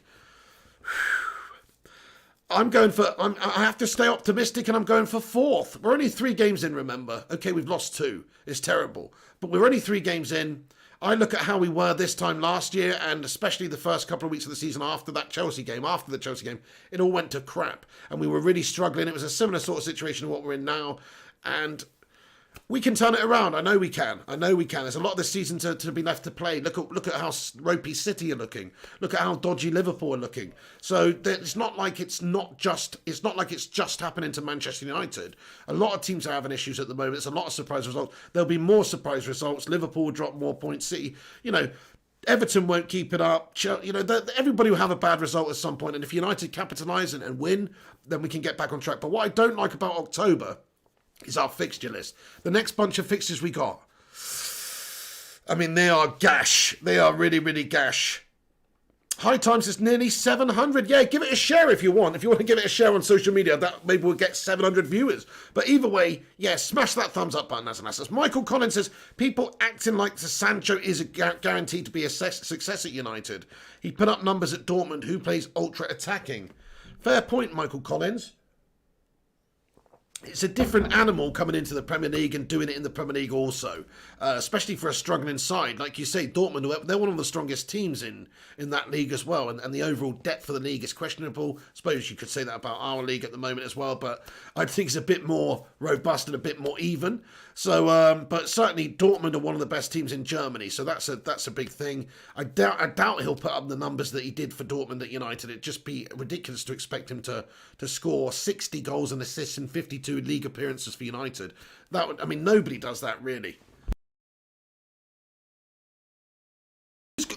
Who's got? I wonder who's got the best goals to games ratio in Premier League history for like everyone who scored, like, let's say, at least like 50 goals or something. Can somebody find that out? Ruud van Nistelrooy's got to be up there, right? But I'm just thinking like goals to games ratio, because that's what it's all about, my friends.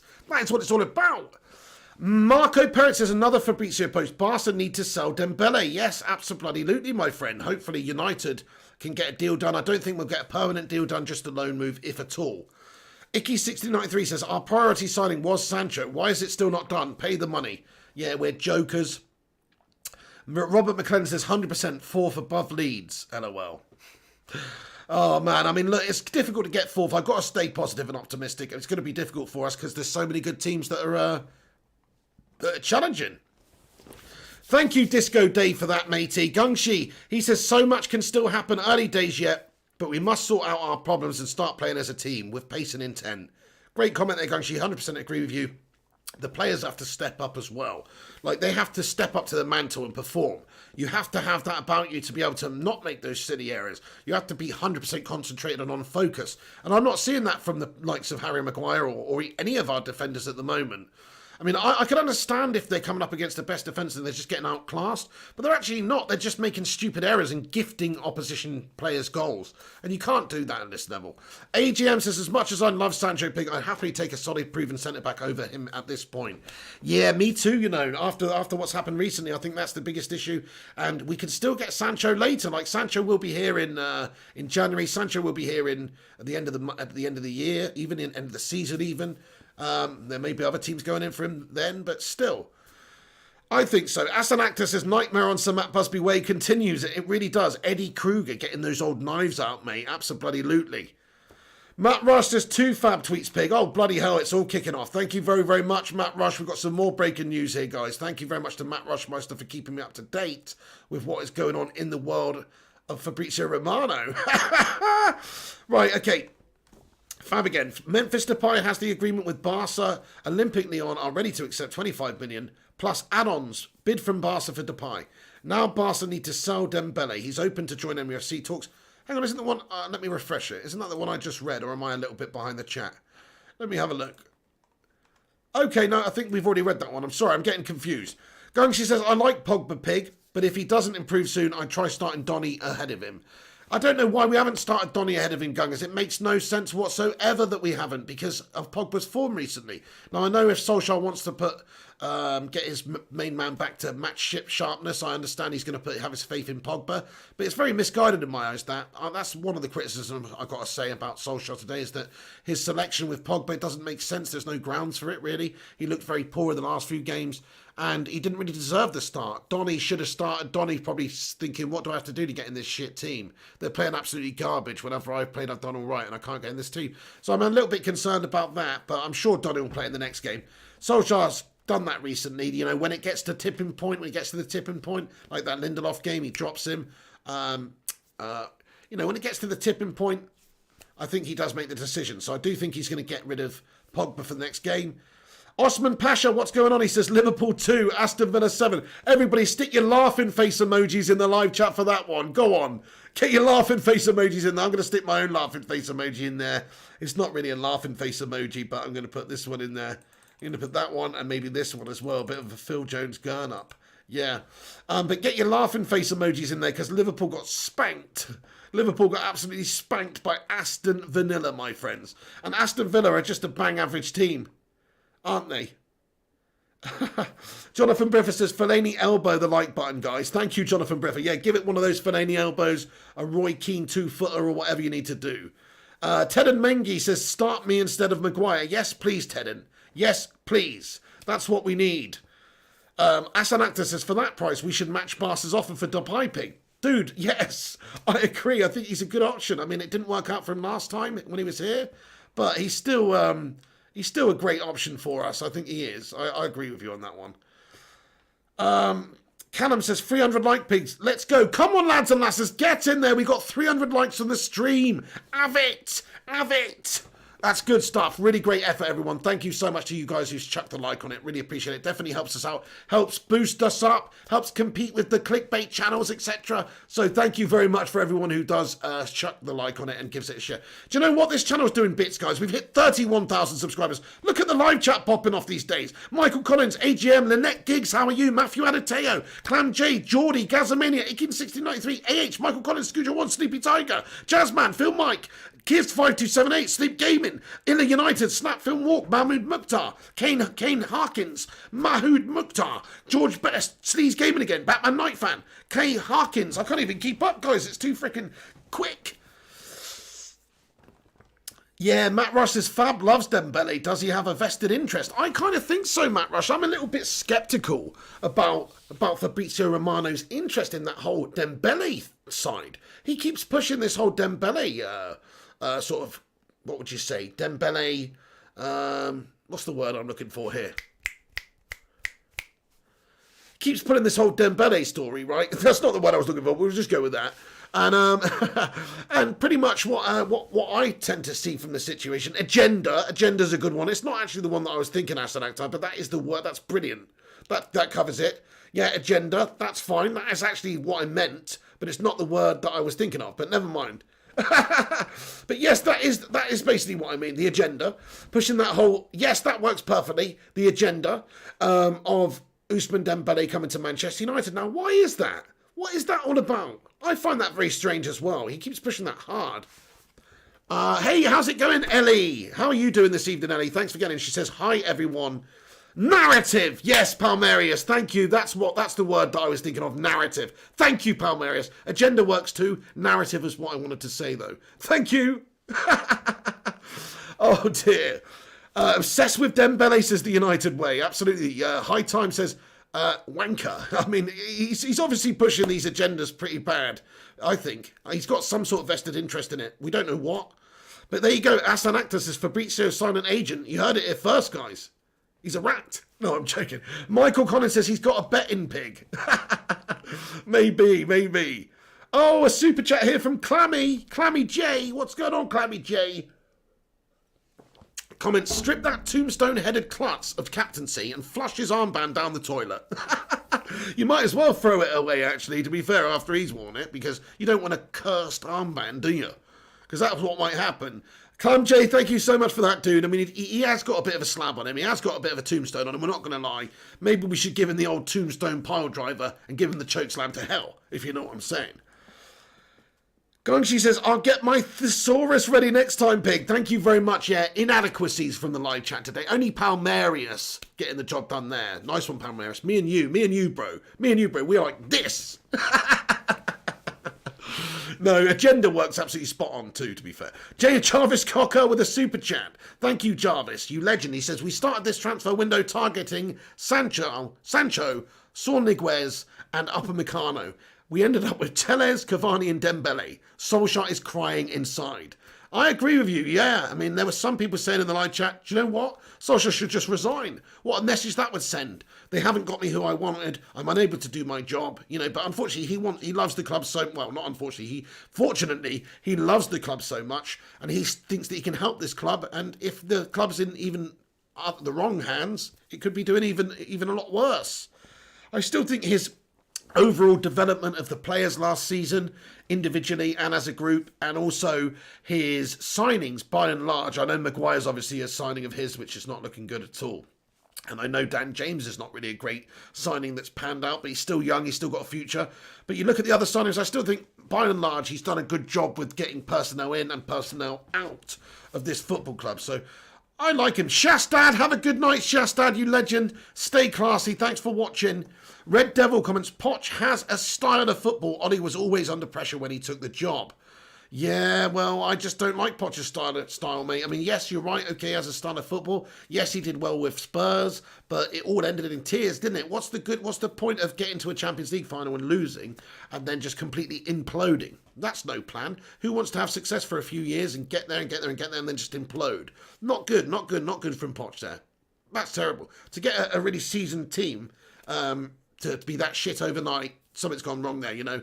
I just think Poch is a good manager. Southampton and Tottenham, he's done a good job, but he's not got the credentials to be a United manager, in my opinion. He's not won anything. At least Solskjaer's won the Norwegian league. You know what I mean? But still, though, I just don't think Poch has won anything. It doesn't impress me. His CV doesn't impress me. If United were going to get another manager, then maybe Carlo Ancelotti would have been the man. But we can't get Carlo Ancelotti because he's gone to Everton. So, but he would have been the man for, I guess, he would have made the most sense. Carlo Ancelotti, but no, it's not again, it's a short-term thing. I think United is a different football club to a lot of football clubs. We should be trying to look at the long-term picture and trying to have longevity. We should be looking for the next Fergie. Now, I know it's not easy to find, but we should be trying to do things differently, giving managers time and recruiting a different type of manager, a younger manager. You know, somebody who could be the next Fergie. Fergie started management when he was what? 32, I think? I think Fergie was 32. I think he got a job managing, was it St. Mirren or something like that. He had an issue dealing with the players, some of the older players in the squad, because they were bloody older than him. So that's how young Ferguson was when he started. He had a bunch of success. Was it St. Mirren or shit? I can't even remember now. But either way, he had a bunch of success. I think he managed 2 clubs before managing Aberdeen. And then he went to Aberdeen and he's obviously had a really successful time. But he wasn't a Carlo Ancelotti when Man United got him. He wasn't a Carlo Ancelotti. He was more like, he was a Jose Mourinho at Porto. That's what Alex Ferguson was. So he wasn't this proven long-term manager like Carlo or Pep or somebody like that. So Alex Ferguson, when Manchester United got him, he was more like your Jose at Porto. That's what he was, which is obviously this really great up-and-coming manager, which is obviously better than... actually, no, it's not. It's not. Jose at Porto was better. Jose won the Champions League with Porto. That's better than winning the UEFA Cup with Aberdeen, to be fair. So it's not even that, actually. Somewhere in the middle. Solskjaer's a little bit, you know, Fergie's somewhere in the middle between Jose at Porto and Solskjaer. I'm rambling, but you know what I mean. You know what I'm trying to say here, is that Solskjaer could be that type of manager. I don't know. We just need to do things differently, guys. Need to do things differently.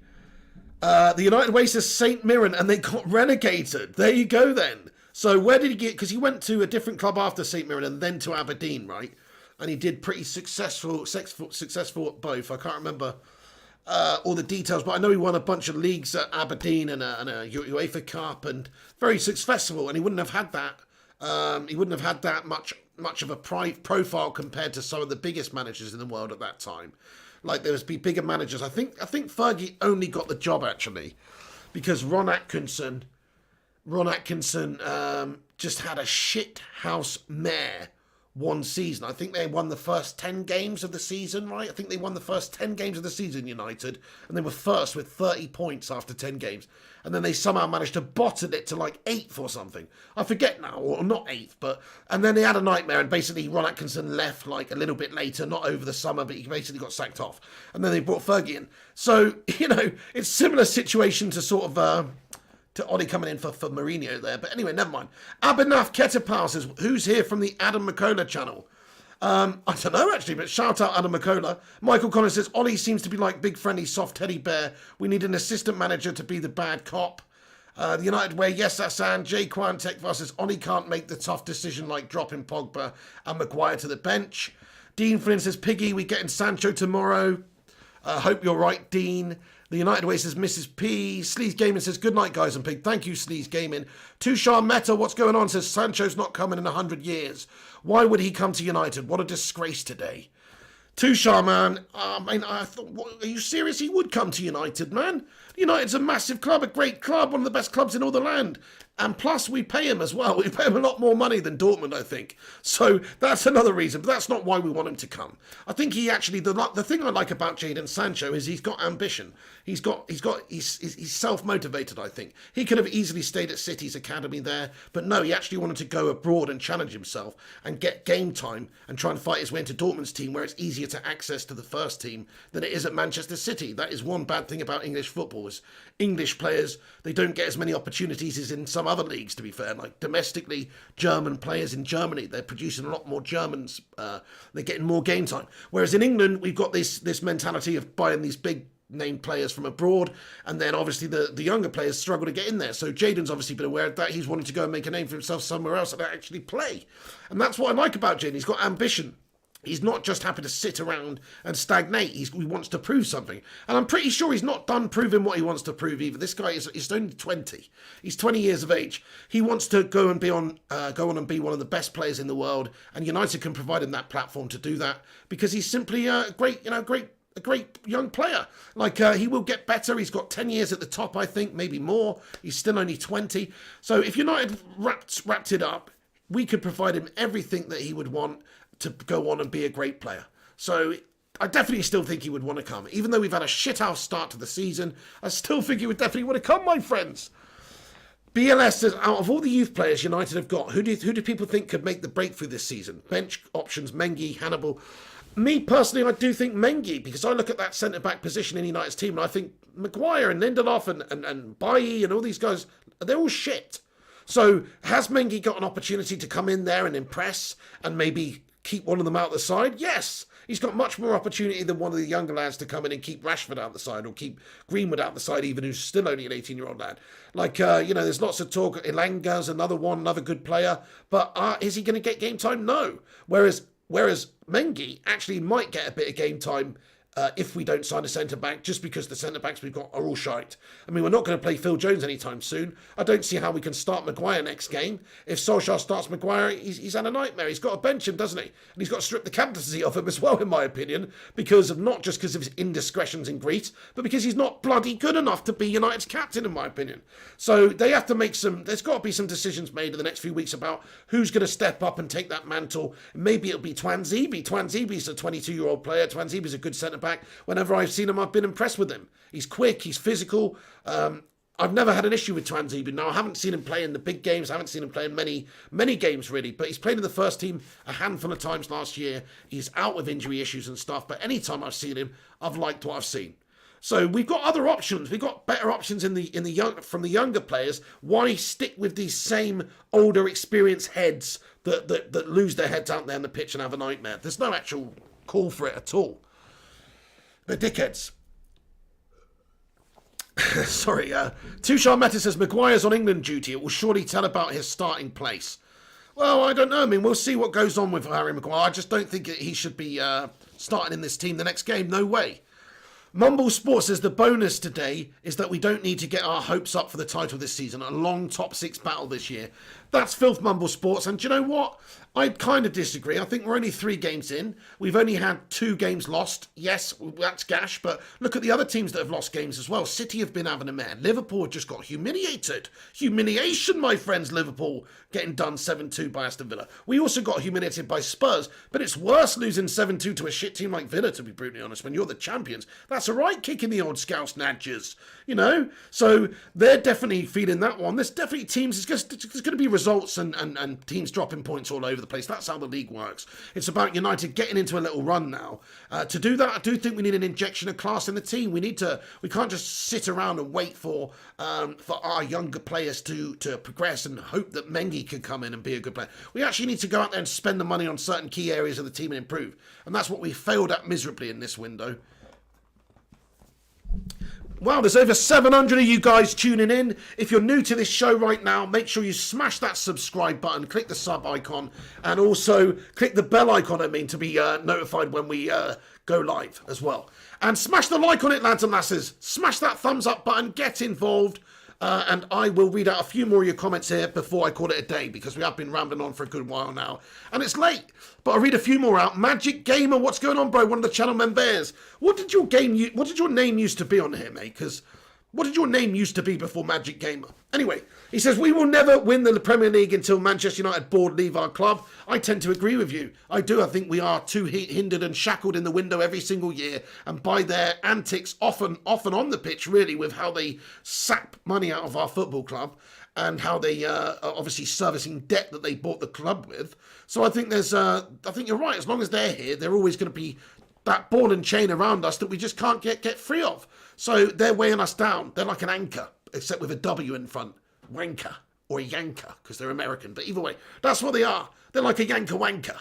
And it's not good, and we need to move them on and get new owners. But we can't really do that unless We make it untenable for them, and it starts to be pretty unprofitable for them too. Dean Flynn, you have a great day. He says, Night Pig, big day tomorrow. See you there. Nice one, Dean Flynn. Yeah, we're going to be covering all of the latest transfer news going on tomorrow, so make sure you are around. I will be covering all of the daily stories tomorrow. Like I say, click that bell icon so you'll be notified when we post live. We'll be doing a few specials throughout the day, covering all the latest stuff. Doob and Panyako says, do you think Dembele will come? I mean, it's looking likely at the moment. I mean, look, we've just understood that we're still in negotiations. Fabrizio's pushing the agenda that that's happening, or that there's a good grounds for that to happen, and that we're still in negotiations. Now, do we know if there's some sort of extra element to this that maybe Fabrizio is on the take from United's PR department, and he's just trying to add extra pressure onto this Sancho situation for Dortmund, and we still have plans to go in and get Sancho, and Dembele's just a smokescreen? That could be true. Or maybe Dembele's an alternative to the Sancho deal, which would just mean that we've got no ambition whatsoever. Or maybe it means that we're readdressing our problems and looking for a centre-back now, and getting Dembele as a loan option, which means that we could get a centre-back, which means we could do that. So there's a few different ways you can look at it. Me personally, I think, you know, we could. There's another option as well. We could actually get Dembele and Sancho at the same time. That's the most unrealistic one. Like, I don't see our board having the bottle to do it. Disco Dave with that piggy emoji. Paul van der Peak says, we love you, pig. Thank you, Paul van der Beek, mate. Right back at you, bro. Dandy Handy Andy says, is Cavani officially at United yet? So this is the official news. This is the latest. Basically, Edinson to Manchester United, Edinson Cavani is done. Here we go, and confirmed. The last details sorted also about agents' fees, medicals to be completed in the next hour. So as we speak, we understand that the medicals may be already done at Carrington, or to be done in the morning, or very soon. And the official announcements are going to be made tomorrow for both Edinson Cavani and Alexander Telles. So that's the news, guys. That is the news. Basically, they're Reds. I mean, pending all the paperwork going through and everything going through, they're almost done deals, but they're not done deals, but they're almost done deals. Adarkwa Yeadam says, is Dembele coming or what? We're still discussing. I mean, it's last day of the window, so we'll find out tomorrow whether or not we could get the agreement done, or whether we are even in for him, because we may just be in for him just in terms of the PR, just to try and get Sancho done. Gunshi says, I'm going to try to sleep now. See you next time. Live long and prosper. Nice one, Gunshi. Thank you very much for that, dude. You have a great evening, Gunshi. Thanks for getting in here. Yeah, get some sleep. Everybody stick that love heart in there for Gunshi and wish him a good evening, because he's a top lad. Vigo Norgren says, if we can panic buy a striker, brackets Igalo, why can't we panic buy a centre-half? Exactly, Vigo. We absolutely need to panic buy a centre-half. At least if you've got Upamecano, that would be the right type of panic buy. Somebody who's 21, only getting better, and is probably available for between 50 and 60 million euros as well. It's not like a ridiculous amount. Whereas panic buying Cavani at this stage, you know, look, he should hopefully add something to our team, but 33, he's just a mercenary at the end of the day. He's coming in because we're paying him the most money. That's as simple as that, really. If any other team in the world would offer him more money, he'd go to them. So I don't feel special that we've got Cavani. I just think it's one of those Ed Woodward deals from a commercial point of view, and Ollie's got to take it as it is, and Ollie probably didn't even really have much say in it, is my honest opinion. It just smacks of that type of deal from us. Where are you going, Piggy, says BLS. Or where are you from, Pig? I'm from Dorset, down on the south coast of England. Scoojo One says, Gunshi legend. Fire Up says, love her eyes, star eyes. AGM says, what time are you doing career mode tonight, Pig? Oh, okay, AGM. Sorry to let you guys down, but I will not be doing the career mode tonight, actually. My voice is mashed up from that game earlier. I'm just mashed up, guys. I'm tired. So and plus it's deadline day tomorrow, so I need to be up sort of early in case there's any news in the morning, because there probably will be. Like, it wouldn't surprise me if we announced one of these deals done at 9 a.m. or something. So I'm going to have to give it a miss tonight, but I will be back doing the FIFA career mode ASAP very, very soon, lads and lasses. So if you are missing that, apologies, but I will be back very, very soon. Thank you, Matt Rush. He sent a transfer update over again. Let's have a look and see what this is then. Thank you very much, Matt Rush. Nice one. Okay, let's read this one out then. Thank you very, very much, Matt Rush. Let's have a look at this bit of information here.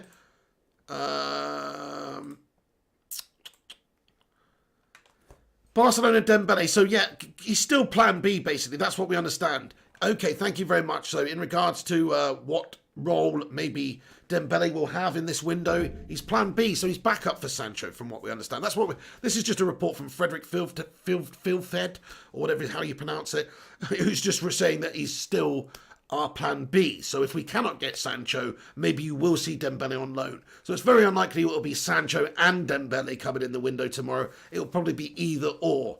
And if we do get Dembele instead of Sancho, then I'd love to think that our board would have the wherewithal and the bottle to go and improve in the centre-back position too, if not getting two of the guys in. So we'll see if there's anything that occurs tomorrow in the morning.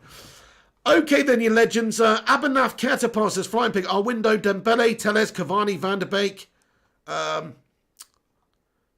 He says, our window, Dembele, Telles, Cavani, Van der Beek, not too bad. It's not too bad, is it? When you look at it that way, it's not too bad. There's 4 players that would potentially be coming in if we got those players. No Sancho, that would be a massive disappointment. I think that would be a kick in the bollocks for us. That's our number 1 priority. That's Solskjaer's number 1 target. We should have got him. So that's letting him down immediately. That's settling for second best. That's settling for Dembele, second best in my opinion. And that's settling for somebody who may or may not be fit enough throughout the entire season. So it's a risk if you do that. Plus, there's no centre-back. We haven't got the biggest issue in the team addressed. So in terms of it not being too bad, yes, it's not too bad of a window if you get those players, but it doesn't necessarily stop us shipping goals, which I think is a big problem. Pricey MUSC says Sancho is in London, Pig. I hope that we get the Sancho deal done. That's the one that we want. You are the one for me, Jaden. Fire Up says Smalling got in the team of the year in Serie A. Yeah, he did. He played like 32 times for Roma. He bossed it, man. He's a good player. Serie A's not what it used to be, though. I'm pretty convinced about that. G Wolf comments, England is playing on Wednesday, so don't mean anything. Mumble Sports says, I still believe Smalling is our best centre-back. Yes, a lot of people do. I personally think that he can't be any worse than the shit we've got. I know that we've had issues with Smalling in the past and letting us down a bit, but there's actually been consistent seasons when he's done quite well. So I think he's probably more consistent and has less errors in him than the other guys. Pricey says, the Sun has pics of Sancho in London at Tammy Abraham's birthday do. Nice, mate. Spot on. That's very interesting then. So it's Sancho in London. Amazing. Let's hope that he's signing for United tomorrow. Osman Pasha says, if Mourinho was allowed to use his managerial potential, we could have won the Premier League title, but the board hindered him by not backing him. With shit players who couldn't perform what you could do. Yes and no. I agree, Osman Pasha. We should have signed a centre-back when he wanted a centre-back in that final window just before he got sacked, 100%. But he also had shitloads of money spent. He oversaw... Was he there when Pogba signed? I can't remember. I think Pogba was pre-arranged, actually, when Jose came in, so that's not really his signing, I don't think. But certainly Sanchez was a lot to do with Jose, and that wasn't good judgment there. So I hear you, and I do think he is a good coach, but I don't know. Gaza says, Upper Meccano's needed, spot on. Ellie says, night, Gunshi, mate, hope you get some sleep. Absolutely. Matt Russ says, why is Fab pushing Dembele? Very, very weird, isn't it? Very weird. Comment here from QT007 says, morning, just finished watching the replay. What the fuck was that? Do you really think the players are what we need? I think we need $100 million psychologist. Yeah, we should just spend all our money on a sports psychologist. You're right, mate. And a director of football, damn it. Abernaf Kurtapal says, 100 million plus for Sancho is crazy, though. It's king's ransom. I personally feel that's way too much pressure on a player to perform. Look at Pogba, Maguire. Yes, I agree. I mean, yeah, the price tag does definitely affect players. It's pressure, it's extra expectation. I think that is a psychological factor. But it doesn't affect some other players, does it? Ronaldo never had an issue at Real Madrid, say, coming for £80 million of being the world record player. If you're good enough, still the price tag shouldn't make a difference. I just think these guys that we spent the money on are not actually good enough. Pogba, not good enough. Ashley Jenkins says Pogba was good in Serie A, Italian League is gash. He was good in Serie A. He has been good for France. France have a great team around him. He is a good player. But I still he's not the answer. He's not the consistent player we need. Vigo Norgren says, if Sancho... Sorry, Vigo, where's your comment gone here? Taser Ahmed says, need for centre-back and left-back. Absolutely. Where's your comment there? Where's your comment gone, Vigo? Oh, there. Vigo Norgren says, if Sancho signs, I will buy the number 7 shirt. Don't do it, Vigo. See, this is the issue. Don't allow the Glazers to think. Don't let the Glazers think they've got you. Because that's what will happen. You need to protest with your wallet, even if we do sign these players, because we don't want them in here long term. If they're still making all the money, and making all the money and getting the profits and sucking it out the football club. They're going to keep milking this football club for as long as they can. We need to make a stand as fans. That's what I think anyway. I say avoid buying the Glazer merch. If you want to buy merchandise, buy one of these piggy mugs that we're going to be releasing in a week or two, you know, or a few days or whatever. Don't buy some Glazer's bullshit. Anyway, fire up Sancho apparently ill, but an England squad. Sam O'Connor says, now, buddy, get real. Paul Pogba is world class, just not being utilised. A world beater for France and Juve. Yeah, I mean, yeah, but we've already gone over this. Juve, Serie A, it's easier to do that. Chris Smalling's going over there and getting in the team of the year, for Pete's sake. He wasn't anywhere near good enough for the Premier League standard for United. Pogba does it in Serie A, can't do it in the Premier League. You can say what you want about, you know, I mean, you're not going to convince me. You can have your opinion on Pogba, say he's world class. You're never going to convince me Pogba's world class. Pogba's world class on his day. There's lots of players who are world class occasionally, who turn up and have a great game now and then. That's just how form works. But he has got all the tools to do the job. He just doesn't, he's one of these players, he forgets his tools at home every bloody work day. Only occasionally does he remember to pop it in the van or whatnot and bring them. He's that kind of guy. So he's not consistent enough. But yeah, on his day, I'm not going to say that he's not world class. He is world class. He's just not world class on every single day. Mahmoud Mukhtar says, Flying Pig is the GOAT. Thank you very, very much. Gazamania says that's how he got FIFA early. Yeah, that's right. EA Play. Jay Michael says, Serie A is a farmers league. It's definitely not what it used to be. It was the best league in the world in the 90s. I'm not dissing Serie A. It was the best league in the world in the 90s, but it's a far cry from that, my friends. High Time says, thank you so much for the stream tonight, dude. Hope you get better for tomorrow. Getting my stream ready. Spot on, High Times United. Thank you very much. Good luck with the stream, dude. Oh, dear. Mahmoud Mukhtar, thank you, Mahmoud. He says, Flying Pig is the GOAT. Thank you very much, dude. That's kind of ironic, isn't it? A pig being a goat. Osman Pasha says, Mourinho is laughing in all of our faces today. Unfortunately, he probably is. Irfan Ria says, transfer confirmed tomorrow. Dembele, Tellez, Cavani, Pallistri, Sancho will not sign. If the board had half a brain, they would go after Pau Torres. Good shout. A centre-back, I think, is the right player for us to go and get. Mumble Sports says, it's hard to sack Oli because who you're replacing him with. Yeah, I mean, who's available? That's the thing. Not Poch. Not Poch. Darren Tabraham says, my era was Scholes, Pogba. I'll leave it there, brother. My era was Scholes, Pogba. Yeah, exactly. I mean, it doesn't even compare, does it? How do you compare Paul Scholes, who is consistent week in, week out? Even Michael Carrick. I would take Michael Carrick every single day of the week over Paul Pogba. Let's have a vote, guys. You know, Michael Carrick was considered he's a bit of an unsung hero. He's considered one of these players that's, like, for some reason, nobody ever said Michael Carrick's world class. But actually, at what he did, he probably was. Let's have a vote. Smash a 1 in the live chat if you think Michael Carrick's better than Paul Pogba. Smash a 2 in the live chat if you think Paul Pogba is better than Michael Carrick. Let's just see what people think. Because that's what I mean. People base it on reputation and they base it on name and image and all this. But what about actual consistency? What about doing it week in, week out for the team? Because that's what Carrick did. He was reliable. There you go. Look at all those ones. Kieran Kennedy. I mean, I don't even want to compare Paul Pogba to one of the greatest midfielders ever in Paul Scholes. I think Carrick, compare it to him, and look at all the votes coming in, guys. Every single one of us, pretty much, bar Ibrahim Muftau, every person else, everybody thinks that Carrick was better. Now, on his day, Pogba might have all the skills to pay the bills. He might be able to do everything. But what about doing it on the match day? What about doing it in the next match and the match after that and the match after that and doing it consistently? He doesn't have that consistency in his game at all. Okay then, lads and lasses. I think I'm going to wrap this one up. Joyce Starling, thank you very much. Disco Dave, Scoojo won the United Way. Illa United, Tafster 9, Magic Gamer, Vigo Norgren, Sleepy Tiger, Jarvis Cocker, Cootie 007, Mumble Sports, Ellie. I'm going to wrap this video up now, but please do us a massive favour and smash the like on it. Leave the thumbs up rating on the vid. That'll give us a boost. And also subscribe to the channel. If you're new to the show, smash that subscribe button, click the sub button, click the bell icon to be notified when we post live. Check out the website, which is called flyingpigunited.com. Links in the description as well to social medias, Flying Pig United on Instagram, Facebook, Twitter, all that good stuff. So check us out, lads and lasses. Thank you very much for watching this evening.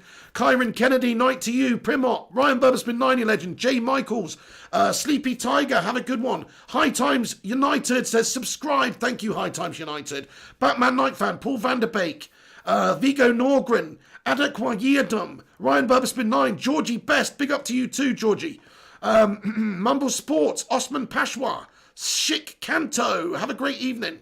Mumble Sports, Callum, Mark Voot, Italy United, Scooter One, Lee Davies, Pricey MUFC, Asan Akhtar, Fire Up, High Times United, Disco Dave, Primot, G Wolf, Kami Mahmood, Adakwa Yayadam, AGM 95, Lynette Giggs, Gazamania, Sam O'Connor, Magic Gamer, Callum, Eddie A, Abhinav Kurtapal, Carlos Kutametsa, Kason Green, Czar, Wiggy, Kivs 2703, See you, Wiggy, O'Keel Green. Have a great evening, guys. Martin Ellison, yes, lad. Sleepy Tiger, everyone. Hoodstar, Carlos Kitsametsa, Wiggy, living rent free in your head. Saya Bonga Undlove, Sean Joseph, Jonathan Briffer, Ardwack Yayadam, Ellie, High Times United, Clan Jake. That's pretty much it. I'm going to repeat myself. But everyone, if I haven't shouted you out or if I didn't respond to your question, apologies if I didn't. I try to respond to as many as actually physically, humanly possible, though. So please do come back in a few minutes' time, though, and comment in the not live comments after this video is finished on this YouTube video about who you think we should get tomorrow and what you think is going to happen. Do you think we're going to get Sancho? Do you think we're going to end up with Dembele? Do you think maybe we could surprise everyone and get a centre-back? Let me know, guys. Come in back in here in the not live comments and let me know your thoughts and opinions. Nice one, Kybram. Try to drink water. Yeah, I am drinking water at the moment. My mouth is so dry, man. There's so much talk in here. I feel like, you know, when you get like a little bit of just saliva build up on your lips and it goes dry. I hate that shit. Anyway, Tafster, cheers, Gazamania, Asan Akhtar, Georgie Best. Shout out to all the channel members in green there with the badges next to him. Really appreciate all the support from you guys and also just all the viewers as well. Like everyone who watches these, like really appreciate it. Smash that like, subscribe if you're new. We've hit 31,000 subscribers on the channel. Have some of that. Get in there. I'll see you tomorrow with a hectic day, lads and lasses. A hectic day. And to be honest with you, we are going to be doing like a lot of videos tomorrow. So keep a lookout because I'm sure there's going to be a lot of transfer news. So see you later, guys. Thank you for watching. Ted and Mengi as well. The United Way, Disco Dave, Ellie, High Times, G Wolf, BLS, Georgie Best, Gazamania, Bish Bash Bosh. That's it from the pig. Thank you for watching. I'll see you on the next one. Take it easy. Come on, United. Sort your bloody lives out. We need to get a centre back, please. Let's get a nice surprise tomorrow. I hope we get a centre back. I hope we get a good winger. Hopefully Sancho obviously is the man. And I do hope that we get that centre back surprise. See you later on, lads and lasses. Have a good one. This is the big. Take it easy. See, I've got to trim that bit off. I keep forgetting to trim the bit off there. But anyway, this is the Patreon credits. Massive shout out to Seaborn Gracias. I'm just going to give a special verbal shout out to Seaborn Gracias because I haven't added him to this list yet, which is piss poor. But there's your verbal shout out, bro. And I will add you to this very soon. But this is just the Patreon credits to say thank you to everyone who has signed up to Patreon or is a tier 2 channel member on YouTube as well. They all appear on this list. It's just a little thank you to say thank you so much for supporting the show and believing in what we're doing on this show. You absolute heroes and heroesses or heroines or whatever it's called. Anyway, but you have a great day, guys. Thank you for watching. Shit result earlier. Hopefully some good news tomorrow with some signings. Hopefully a surprise too. Smash that thumbs up and also just, you know, take it bloody easy. Appreciate it. Lots of love, lots of love, lots of love from the pig. Stay classy. Thank you for watching. Like, subscribe, comment, all that good stuff. Check out the social medias in the description. And these guys are all the legends that support this channel on Patreon or by being tier 2 channel members. Love to the lot of you. Thank you very, very much for helping me do what I do. See you at a dead channel. See you, Kivs, Gazamania, Ellie, a dead channel, Gaza, Adakwa Yayadam. Everyone, thank you for watching. That's going to be it from me. Stay classy. Take care of yourselves. And I'll see you tomorrow. Take it easy.